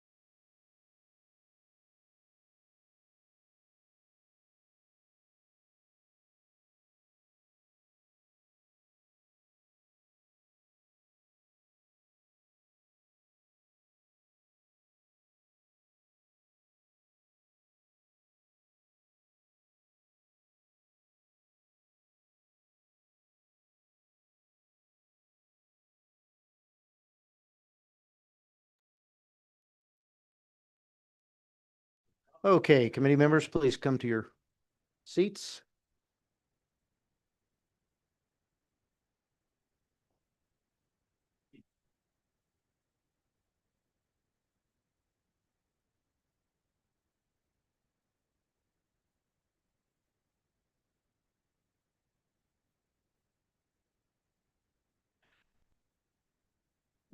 Okay, welcome back. We're getting ready to start our final session today on wildfire suppression and funding and mitigation.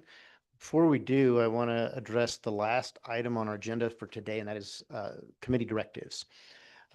Talking to my co-chair, we think it's a bit early to start drafting bills at this point. We still have some things to gather information-wise. I would like the committee, if there's more research that you'd like, to request that of any of the panelists that we've had here today and any of the panelists that we've mentioned we're going to bring in into our next meeting. I would also say that Forrester Norris, we will probably like to have you give us a list of suggested changes to statute in our next meeting, and we'll work off of that. If for some reason we run out of time, we will have opportunities when we get into the budget portion, but if we could have this all wrapped up before that, that would be preferred. So keep that in mind. And if you have something today to ask for at the end, we'll go ahead and do that. Otherwise, we'll try to hold off until the next meeting, and then we'll get out of here a little earlier today. And with that, go ahead and begin. All right. Thank you, Mr. Chairman. Good afternoon, everyone. Kelly Norris, Wyoming State Forester again. Okay, we have spent the majority of the day with all of us together, educating each other on the complexity of wildfire management in Wyoming. This next part of the presentation, I'm going to cover a possible next step on a statute. And again, ask for any feedback in regards to one item that I'd like to present on. After that, I'm going to step away and I'm going to leave both Chief Fox and Chief Cooper to take over the presentation from there. But I'll still be here for questions.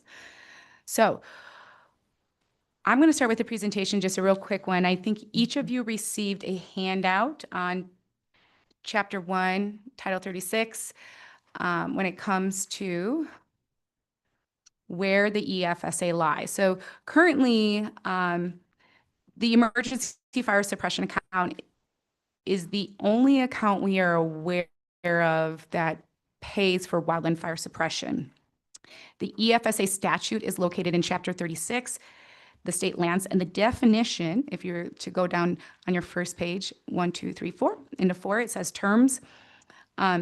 So the definition for state lands includes all lands under the jurisdiction of the Board of Land Commissioners. The EFSA statute, which is Article 4 in Chapter 36, and I think that is on your second page, it starts. That utilizes the definitions of the state lands lined out in Chapter 36.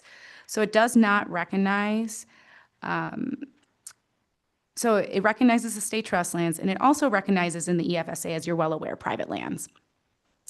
Wyoming owns and manages lands other than state trust lands, such as state parks lands, such as Wyoming Game and Fish lands. So for example, here in Campbell County, I believe you were gifted a historic ranch, that's state parks lands. There's not suppression money currently right now set aside for state parks lands wildfire suppression.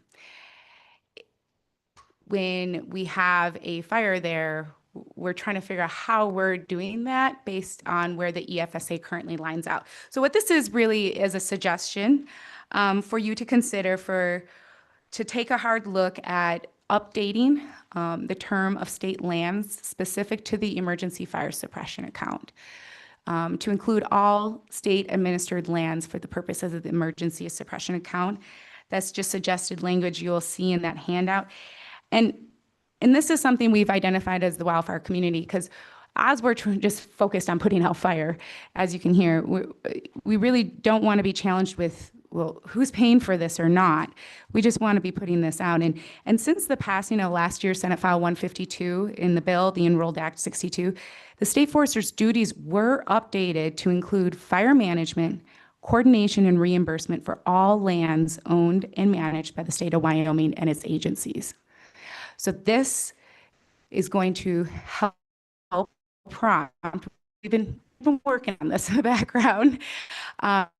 So this suggested edit would help prompt and clean up and really marry up what the state forester now has in authority, and then to marry up that EFSA account. And it would keep all state administered lands into one suppression account. And with that, I can open that up for questions. It's really that simple. Questions for the forester? Okay, Senator Larson.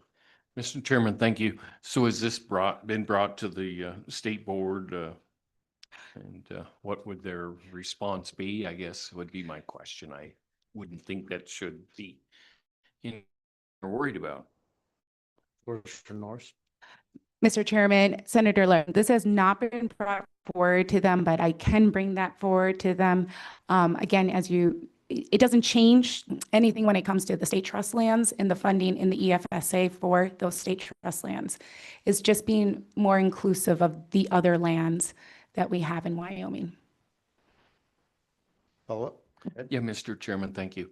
So currently, when you have a fire on those other state lands, so there's a battle that goes on who may pay for that? Mr. Chairman, Mr. Larson, we have tried to put out every single fire so that we do not get beyond the mutual aid period. So the last fire, I think Helitack went on, was out at Glendo State Park. We are trying to put those out as quickly as possible so that they do not go beyond mutual aid where we are billing each other. And to give you an example too, so the elk fire had quite a bit of Wyoming game and fish lands in that. Wyoming game and fish lands are a mixture. Many of those lands they're paying taxes on. So we include them as private lands, and we've been doing that for years.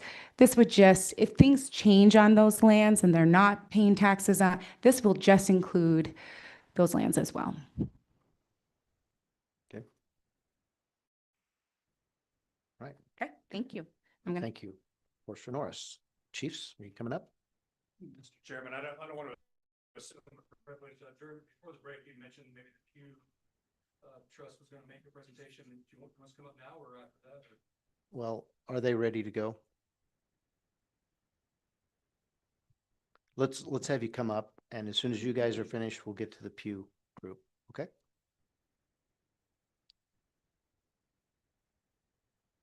Welcome back, Chiefs. If you could again introduce yourselves, we'll wrap up today's work. J.R. Fox, Campbell County Fire Warden.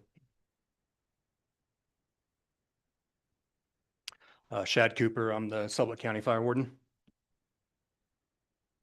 Okay, gentlemen, any other information you'd like to share with us?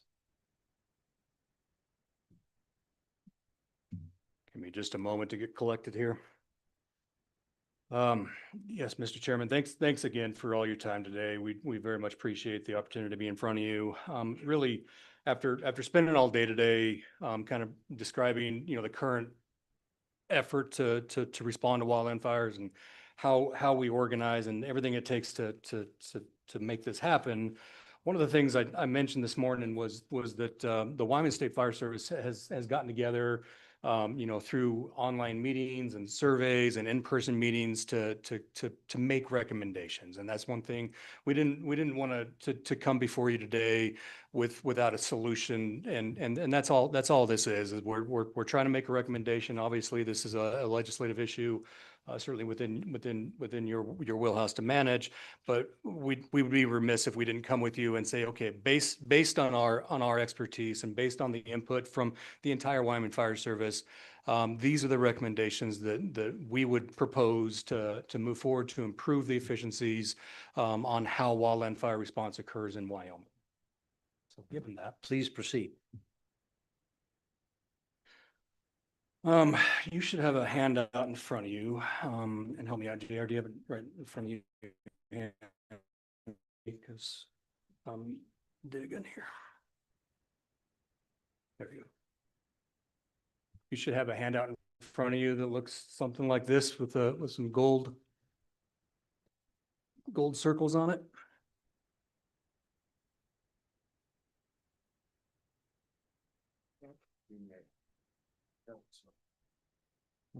Very good.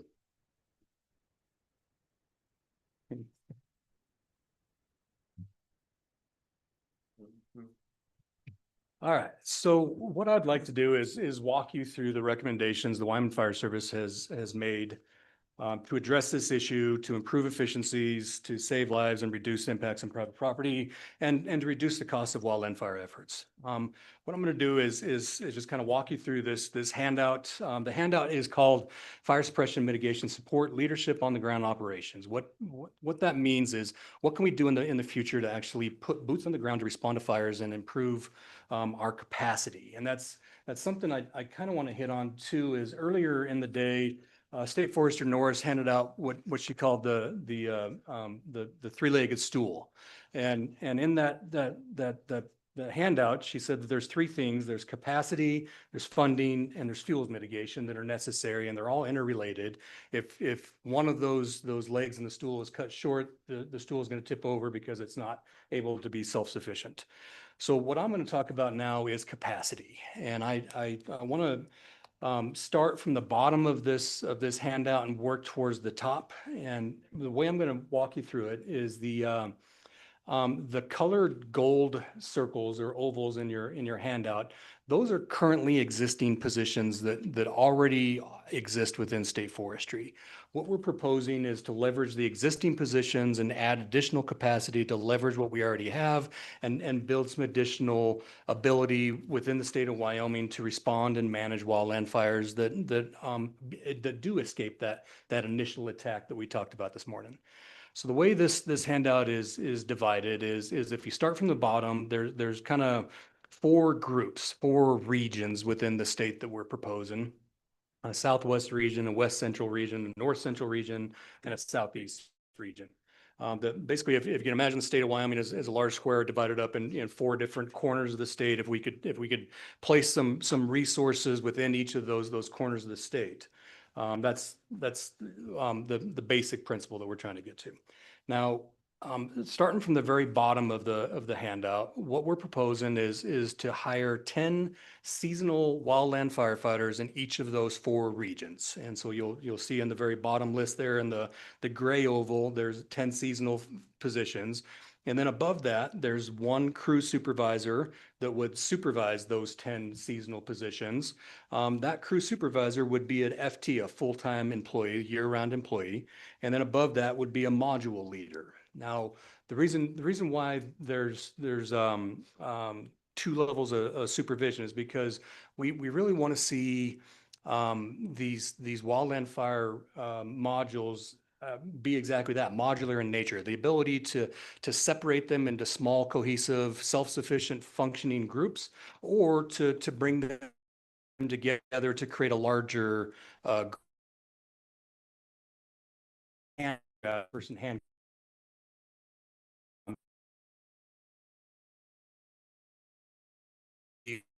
With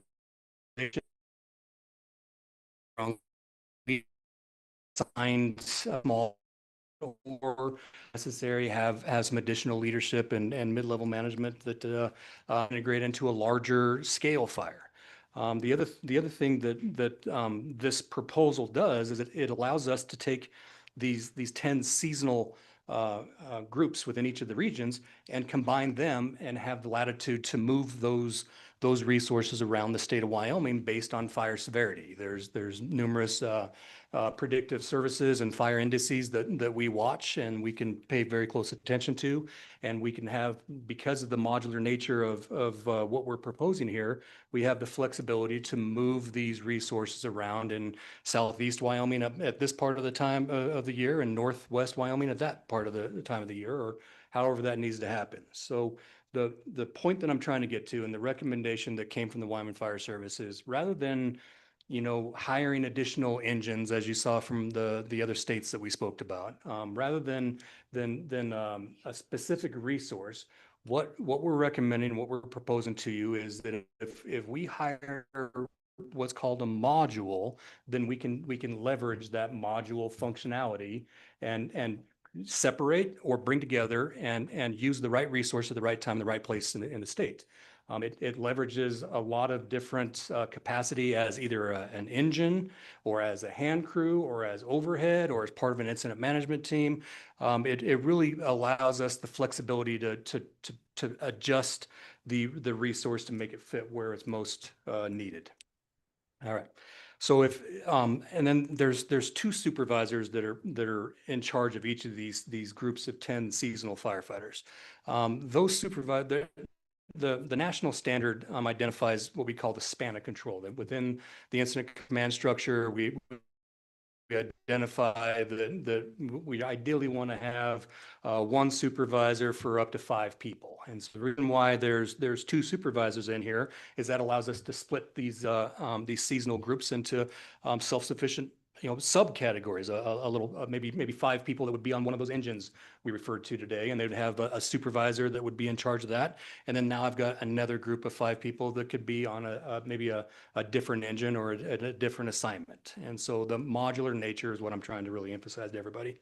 Now the next thing though is we want to not just have one of these modules in one corner of the state and the rest of the state of Wyoming is SOL when we need them. And so our recommendation is to try to create these regional groups that are stationed within a specific region of the state, but then also have the flexibility and latitude to move around based on the fire danger. All right, and then moving above the fire module, there's kind of a triangle that brings it up into each of the regions that we discussed, and then above that is a central, already existing full-time assistant fire management officer that would be able to supervise the entire program. There may need to be some additional assistance for that, and one of the things that we're looking at there is to the left of the diagram is 2 fire management support staff. One thing we see a critical need for, and that the Wyoming Fire Service had addressed, was that when our one sole person that does finance administration for the State Forestry Division has a busy year like we did last year, it's so easy to become overwhelmed with having all these large fires and having to have all the accountability and the fiscal checks and balances that are necessary to document everything. We would need some additional fire management support staff to help manage this larger scale program.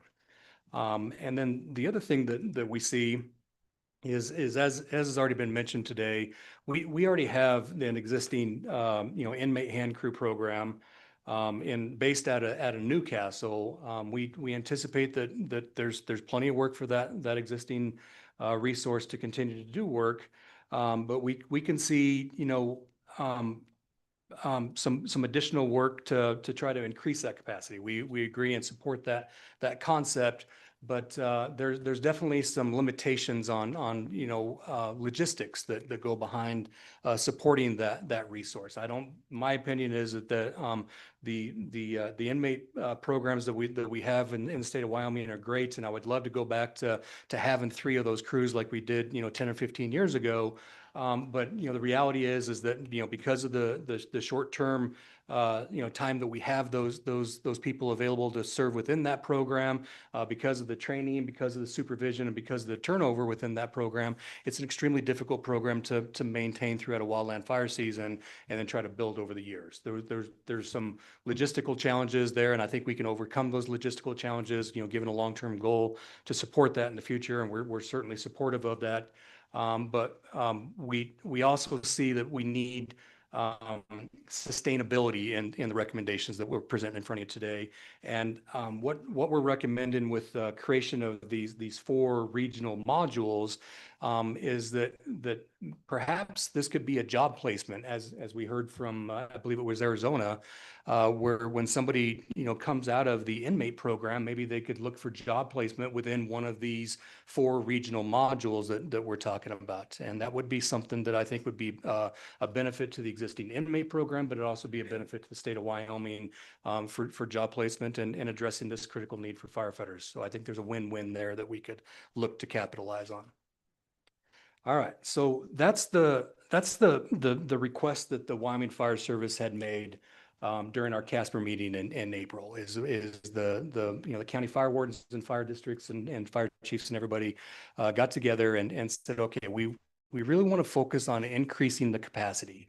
And Representative Chairman Bear, this morning I'd mentioned that a lot of the fire departments are really pretty self-sufficient and we can handle initial attack for that first 24 up to 72 hours. What do we do past that time frame where we've got to send our volunteers back to work? This is the solution that we think would fill that critical gap. If we could increase capacity, if we could hire these module fire crews that are available in different regions in the state that we could pull up that could take over after that initial attack period is completed, and then continue that presence on the fire past that 24 to 72 hours, into that longer duration. The intent would be is that we can use these resources to keep the cost as small as possible, keep these fires as small as possible, and lose fewer fires, and then manage those costs within our own house, that we don't need to rely on ordering resources from out of the state to address that need. So the recommendation I believe is a very good recommendation. I'm absolutely happy to support that, present that to you, but it's also strongly supported by the Wyoming Fire Service. This is the recommendations that we as a group got together and made during our Casper meeting, and this is what we had advised to increase capacity for state forestry to build their firefighting force and their ability to respond to fires and help us to take over those fires beyond that 24-hour period. And then also to bring their leadership and expertise that help the local fire departments where we're also lacking. We don't have those mid-level managers and the task force leaders and division supervisors and incident commanders that we need for those longer duration fires at a local level. So that's the gist of the capacity recommendation that I present to you today, is that we recommend you create these 4 regional modules. With that, I'm happy to stand for questions and walk you through anything more. And then after that, I'll hand it over to my colleague here who's got some additional information about funding. Senator Lush. Mr. Chairman, thank you.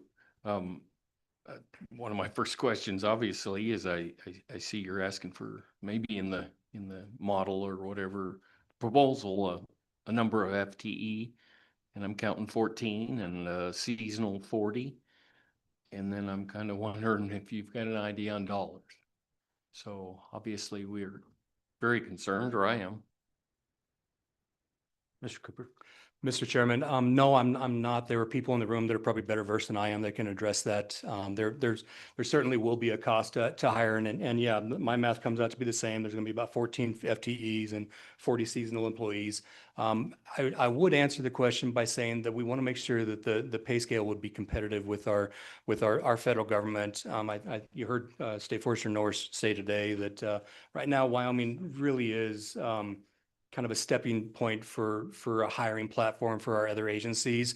We really want to see that stop. I think we spend a tremendous amount of time and effort and money into training and onboarding and really building capacity and increasing our expertise and leadership within the state, only to lose them to the other agencies. It's really critical to keep in mind that we want to be competitive when we do hire these positions. And I'm sure there's people that can answer the actual question on the cost, though. Senator Grew. Thank you, Mr. Chairman. Chief, thank you for this handout, and I think it gives the contextualize as we move forward.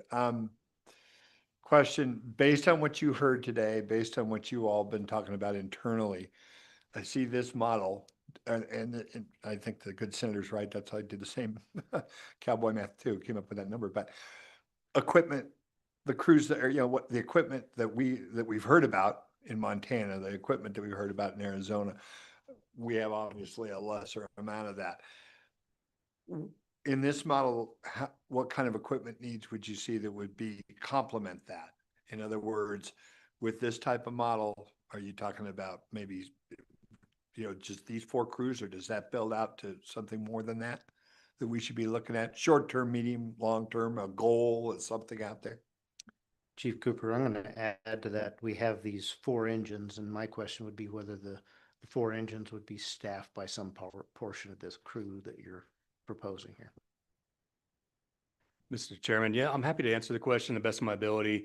I think that would be a good first step, right? We want to start small and build capacity as we can. That certainly makes a reasonable sense. But on the other hand, I'm the county fire warden for Sublette County. I don't want to put my cows in somebody else's pasture and tell them how to manage fire. So it'd be my recommendation to leave the latitude to State Forestry Division to best manage, how to fill that out, how to, what equipment exactly is going to be necessary. It certainly seems like a logical assumption that we could use the existing 4 engines we talked about, put one of those 4 engines in each of these locations and support them. I think that's the question this good senator is getting to.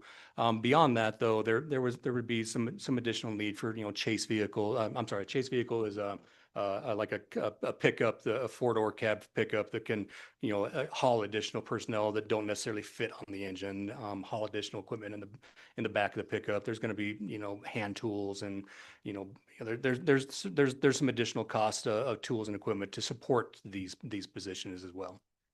Representative Alaman. My question was answered. Thank you, sir. Representative Pendergraft. Thank you, Mr. Chairman, and thank you, Warden Cooper, for bringing up span of control. I just want to make sure that I understand the chart right, because I see 4 separate regional managers, and each regional manager has beneath him, so to speak, a fire trainer, a module leader, a crew supervisor, and 10 seasonal employees. Am I reading that correctly? Mr. Cooper. Mr. Chairman, Representative Pendergraft, that is correct, yes. Follow up. Go ahead. Thank you, Mr. Chairman. So my question, I look at one person who already exists, who is a fire trainer. Why cannot the trainer also be a leader? I'm trying to find a way where we don't have 4 people managing 4. And Chief Cooper, I think at this point, we just want to know reasons why it was designed this way. Sure. Mr. Chairman, this is an initial proposal. I fully anticipate there'll be some adjustments that'll be made. And it's just a recommendation. I mean, I think at the end of the day, it really needs to be State Forestry that kind of, fine tunes and finishes, the final fit. This is just our recommendation as the Wyoming Fire Service on how we think it would be best to move forward. I think to answer Representative Pendergraft's specific question about why the trainers. Here's the gist is State Forester Norris had spoke earlier about that every time there's a fire that we have to pull the shop mechanic away from his primary duties and responsibilities. We have to pull the regional foresters away from their good neighbor authority projects that they're currently doing. And what that means is the good work that they should be doing is not going on. And so to me, earlier today, we really emphasized the importance of training and the success that we've had in Wyoming and how we've responded to fire. And it's because we have some very, very well-trained and capable and competent firefighters. In no way, shape, or form would I stand in front of you and advocate that we reduce that training. And I don't think that it would be in the best interest in Wyoming's fire service to take away the primary responsibility of training and say, hey, we don't want you to do that anymore. Instead, we're going to give you another additional duty as assigned. Other questions? Go ahead, Senator Larson. Mr. Chairman, thank you. Kind of a silly question, I guess. Northwest is kind of not in there and Northeast is not in there. And I kind of think Northwest ought to be. So anyway, be my comment. I assume the previous answer would apply here as well. This is a proposal that's not all encompassing at this point. Senator, did you hear me? Oh, I'll explain later. I guess I would like to address that. Go ahead, Mr. Chairman. I don't think it's my job or anybody else's job to tell State Forester where to put those resources. And I just don't feel comfortable standing in front of you and saying that we think it should go in this specific community or whatever that would require it. I think instead the idea is for regional assets. They're identified in critical locations and have the flexibility to move around as needed. That would be the summary that I would make. Thank you. I have a feeling the forester will make sure that you're not without.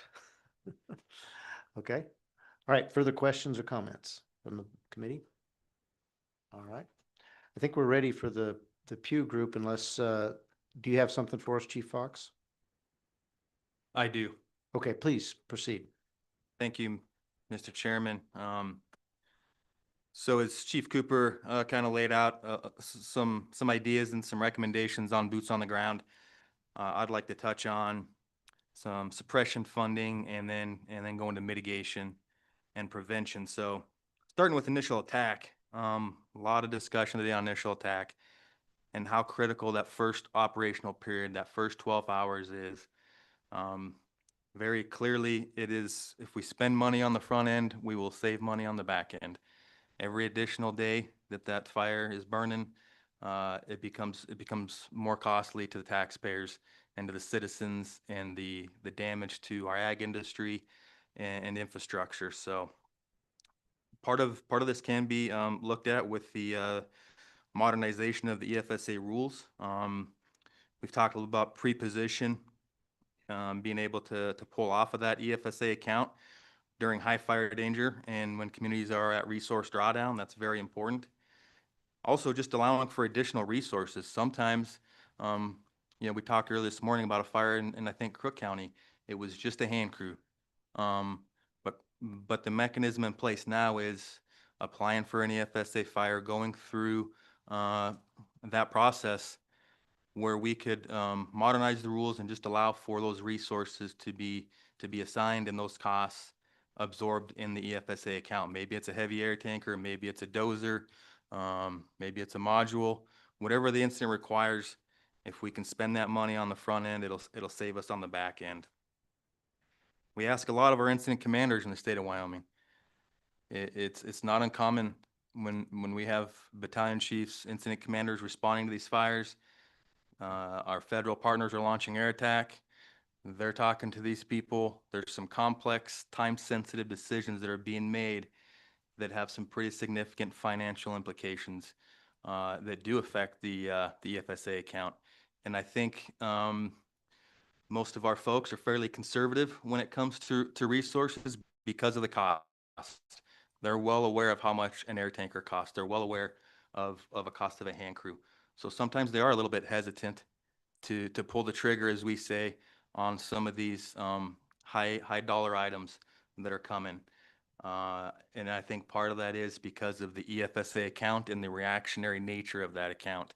So again, if we can loosen up those EFSA rules to cover those additional expenses on the front end, I think we'll see even a higher success rate on those initial attack fires. To say nothing of the mixed ownership complexities of cost shares and whose land is it on, so we can get to those decision makers. It's a very difficult process and it involves quite a few people. Mr. Chairman, I'd like to move into the EFSA and have a discussion on the EFSA, and I'll kind of go off of this handout. I'm glad we chose red. It seems to be the color of the day. Fox, please proceed. So again, the fire suppression account is a great tool, and I think with a little bit of tweaking, it can be even better.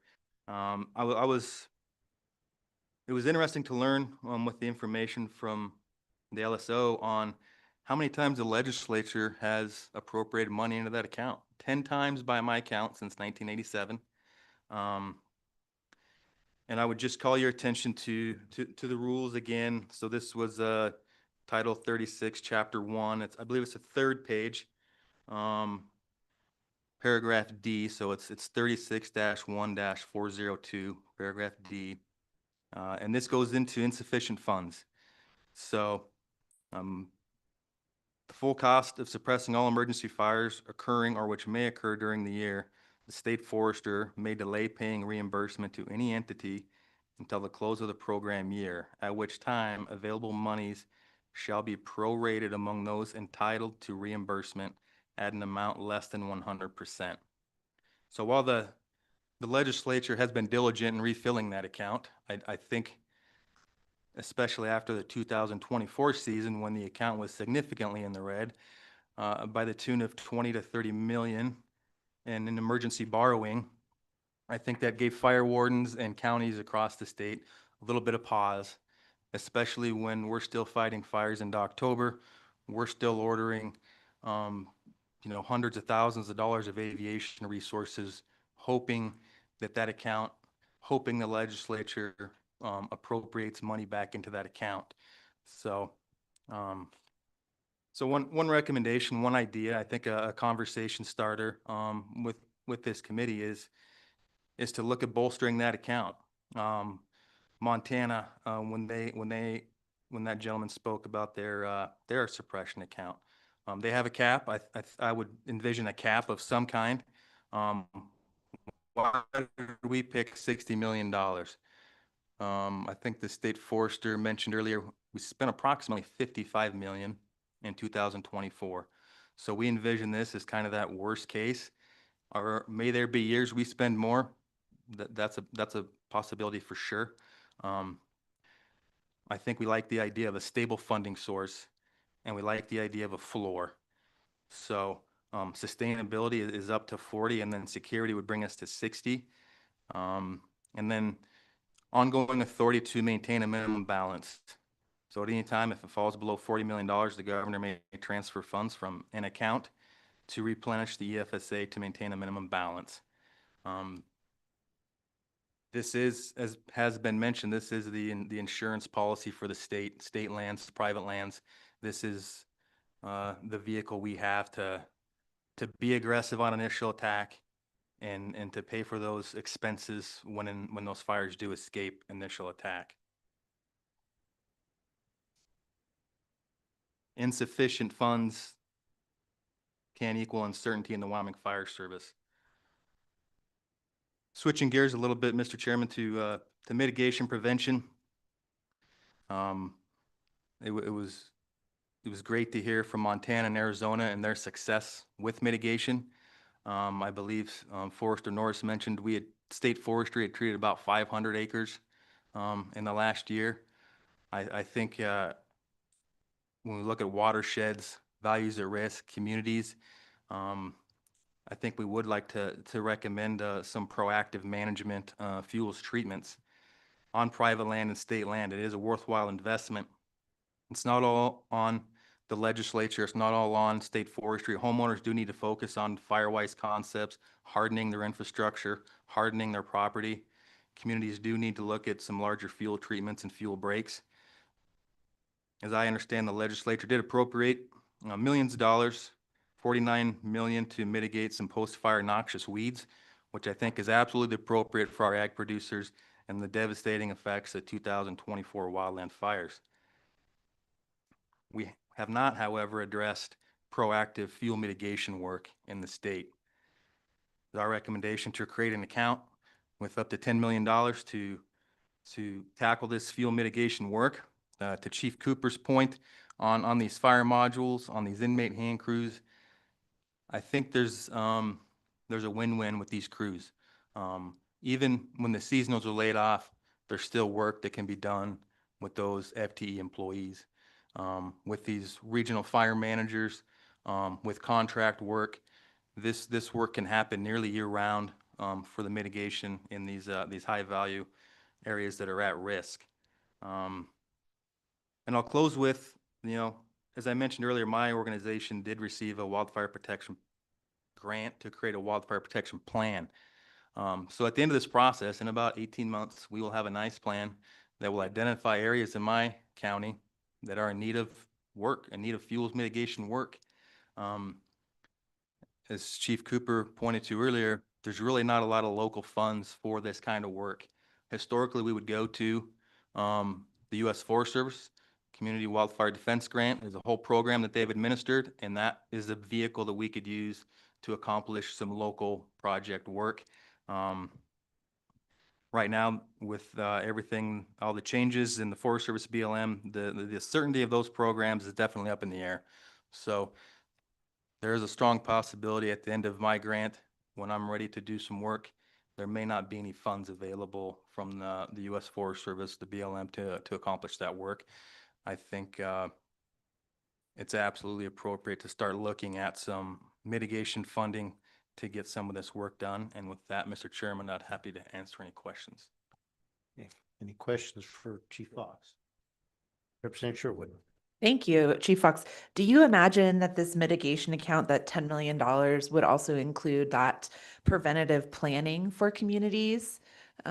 So the plan that you're addressing, my understanding is that's a federal grant, but do you imagine that there would be state resources available for that? Chief Fox? Mr. Chairman, Representative Sherwood, not to speak for the state forester, but I think definitely prevention, mitigation, fire-wise, in my mind, it would be all-encompassing in the wildland fire environment.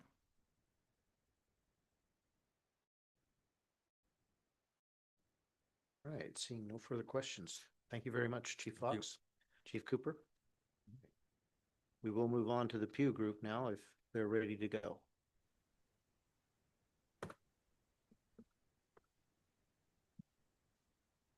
Good afternoon. Can you hear me okay? We can. Please Great. proceed. Thank you, Mr. Chair, Introduce members of. yourself and welcome. Thank you. Good afternoon. My name is Rana Joy Sen, and I represent the Pew Charitable Trusts. Mr. Chair, members of the committee, we'd like to thank you for the opportunity to make a public comment today. Pew Charitable Trusts is a nonpartisan, nonprofit organization dedicated to research and public policy that serves the public interest. As part of Pew's initiatives focused on long-term fiscal stability, we've identified the rising costs of disasters, including wildfires, as an emerging risk to state budgets.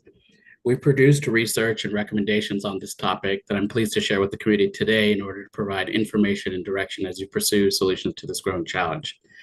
This information is derived primarily from two reports, which I believe were submitted in advance for your review through the LSO. One is called Wildfires Burning Through the State Budgets, and the other is How States Can Build Disaster-Ready Budgets. Now, Pew's research has highlighted an urgent and growing challenge. Natural disasters are becoming more frequent, more severe, more expensive, and existing state budget practices are not keeping pace. While state-level data is difficult to come by, we know some states have seen rising wildfire spending in recent years. For example, Washington spent an annual average of $24 million in state funds on suppression between 2010 and 2014, but from the period from 2015 to 2019, that average more than tripled to $83 million. Time and again, the money states have budgeted for wildfire management, which includes activities before, during, and after fires, has consistently proved insufficient to cover costs. All 6 states Pew studied in depth for our report on wildfire budgeting needed to pass supplemental funding packages to deal with wildfire costs, including $80 million in Washington and $90 million in Florida. Now, predicting the exact amount to budget for wildfires or other disasters in a given year is impossible given the upward trend in costs and rise in states' reliance on off-budget supplemental funding. Pew has developed a guiding framework for how policymakers like yourselves can navigate needed improvements. At the heart of our recommendations are 3 guiding principles: measure, manage, and mitigate. When we say measure, we're saying that it's essential for policymakers to know how much a state spends on disasters across all agencies before, during, and after event. Statewide costs should be tracked and regularly reported to capture the full financial impact of disasters and inform planning decisions. When we say manage, to ensure sustainable funding and minimize fiscal disruptions, states can budget for disasters proactively so that funds are where states need them, when they need them, and other priorities don't suffer. And finally, mitigate, which we've heard mentioned plenty of times today. States have the opportunity to lessen disaster damage and slow spending growth by prioritizing efforts that build resistant environments, communities, and infrastructure. Now, our research details concrete actions states can take to bring their budgeting practices in line with these principles and highlight successful strategies that states across the country are already using. And beyond our research, we have actually been providing direct assistance to states to help implement some of these principles.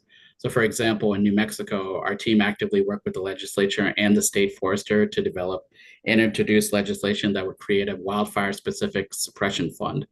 This fund would be used for immediate access to dollars for suppression and control, provide funding for the training of fire personnel, as well as be used for the repair and replacement of equipment. Hand in hand with our fiscal approach, we also believe it's imperative that states utilize data to better understand current and future disaster risk and develop forward-looking plans that include both mitigation measures and approaches to land use and development that naturally serve to minimize community and ecosystem wildfire impacts. To this end, we believe states should build specific capacity and expertise, not just to address immediate needs of wildfire suppression and emergency response, but also deploy dedicated staff and targeted funding to achieve long-term risk reduction and resilience. We hope our research can support your efforts to build more resilient, fiscally sound policies for the communities you serve. If there's any opportunities where we could be of direct assistance to you, please reach out. Thank you again for your time and consideration.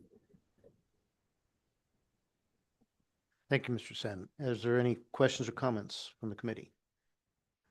Mr. Sen, and did I get that right, Sen? Do I have your Yes, last sir. name correct? Yes, sir. I can't read it from old eyes, but just a question. You may not be able to answer this, but from your recommendations, do you have a state that follows those recommendations the closest, and a worst state that that really doesn't prepare? No, we don't have any sort of ranking systems. Our research has examples where, with our principles, what states are doing. Like, for example, like Alaska on the mitigation side actually put in their own money outside of federal money, like 15 million towards mitigation. I mean, I don't want to say those who deal with it the most are the best, but they seem to be a little bit more prepared. States like such as Alaska, just because they are dealing with so many fires per year, they are budgeting a little bit more than others. But I wouldn't say there's a best or a worst when it comes to. We have more examples than rankings per se. Thank you. Do you have any comments regarding California? I know that they were an example you used often. They clearly deal with a lot of wildfires. And recently in the Palisades situation, they had a reservoir that was offline due to environmental concerns from their own government regulations. So do you have any comments about that particular fire and that state and how they're handling things? No particular comments. I mean, again, it's for us, we look at everything from a fiscal side, not necessarily like recommendations of what they should be doing as far as power grid or any sort of thing. Like I would, again, like I would say, I wouldn't say it's preferred as long as they're doing what we feel is in line with our principles. Then we have a positive stance towards anybody thinking proactively as far as wildfire is concerned. Okay. Thank you very much. We appreciate your time. No, thank you. Okay. Is there any further comments from the public? Please come forward, Representative Cannoli.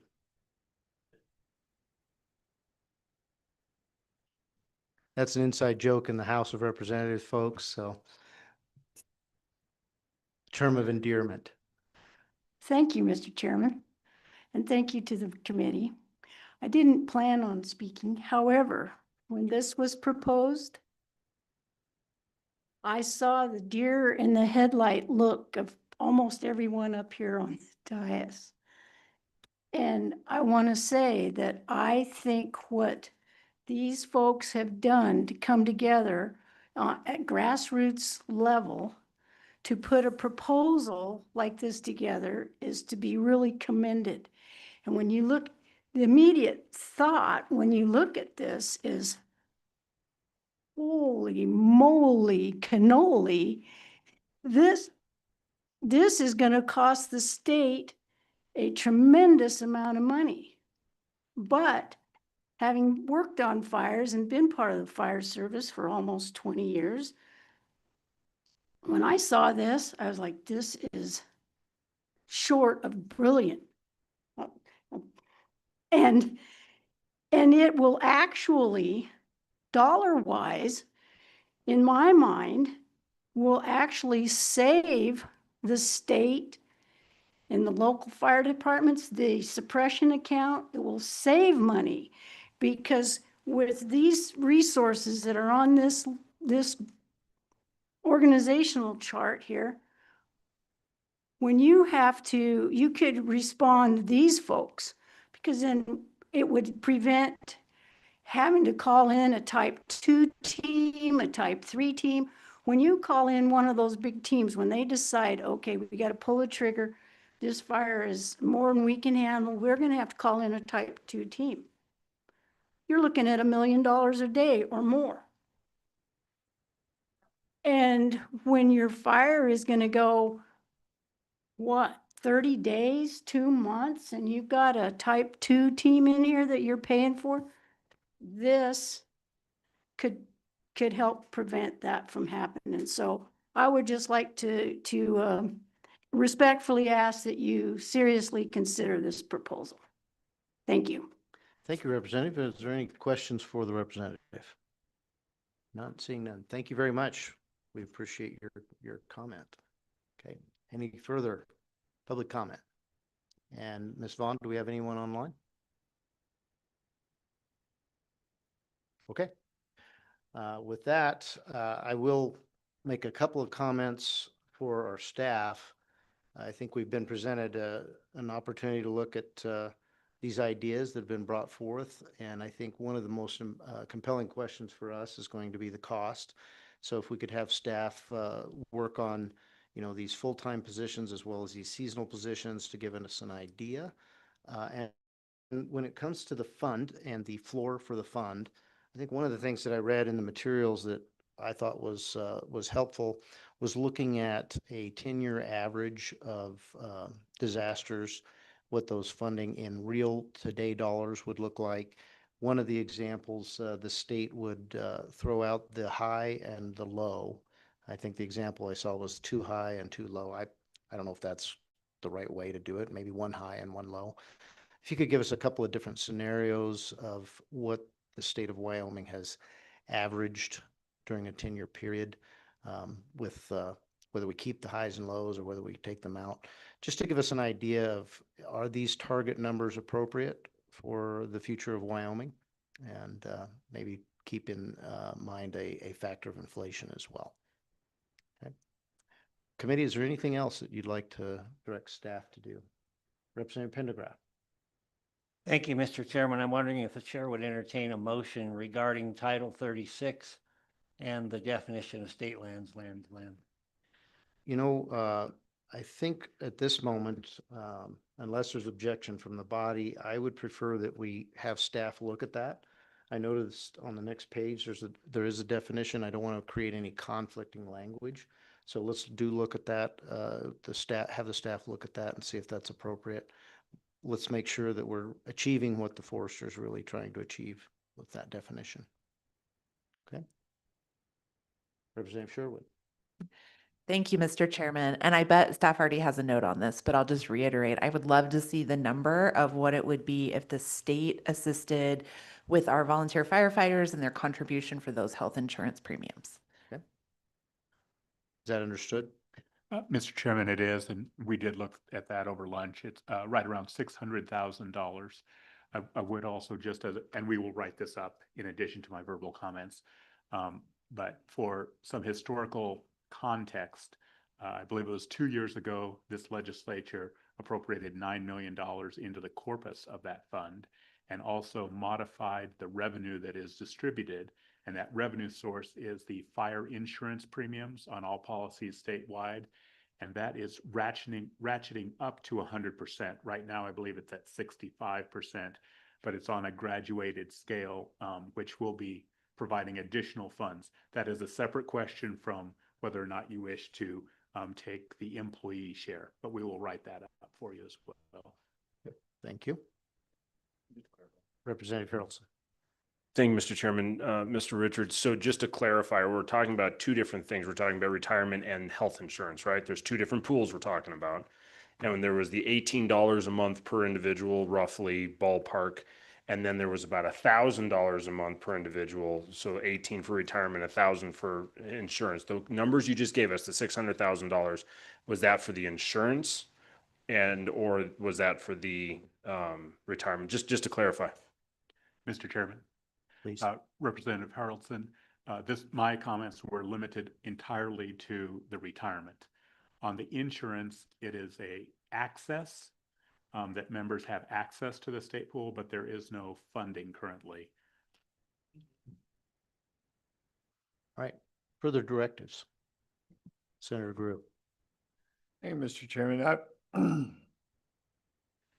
think, I'll be honest, I heard a lot of good information and thank you all for being here. But I'm going to be honest, I haven't heard anything today that I haven't heard before in this, in testimony before. It's highlighted this year because last year we had a horrific event, especially for this community. And so when you go along with at this baseline event, then have this, it kaleidoscopes everyone's thinking towards it. I also know we have a lot of new members, and so everybody wants to take time, and I don't have a problem per se, but what I do say is this, our time is finite. We all know that. And so today we're taking a whole day, and I don't remember a lot of these over my years where we've taken a whole day of Appropriations Committee time, resources, and staff towards one single issue.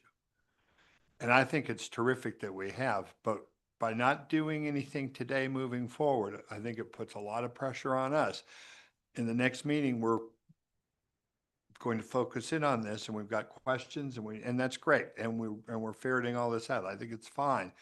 But we've got to come up with something on this going forward. And I'm really looking forward to concrete directives from this committee moving forward that we'll be able to take action, not only with legislative, but funding. And so, in talking about that, and this time I want to throw out as a suggestion as we move forward with this to the team that's out in front of us, you know, the 10 million idea on, you know, I think that has a lot of merit. I think that, yes, I agree with the good right representative about the model that you proposed. I think has a lot of merit to it. I think it's got some span of control issues that you're going to have to identify to get this group to go along with it, but I think it's doable. As far as the rest goes, I wonder, we have had one anomalous year. Maybe we talk about that 60 million in chunks as a goal to move forward to, with a backup with the lizard, to say, if we had another, you know, 25-year event next year or this year or whatever, that we could tap from it, but we build to a level that some of our other brethren states have already achieved, might be something that works in the long term here. Because once again, we have to sell this on the floor. We have to sell to ourselves first, then to the floor next. But I think if we try to go too far, too fast, I mean, somebody might get a bobblehead taken away or something if they spend too much money too fast. So I wouldn't want to risk that.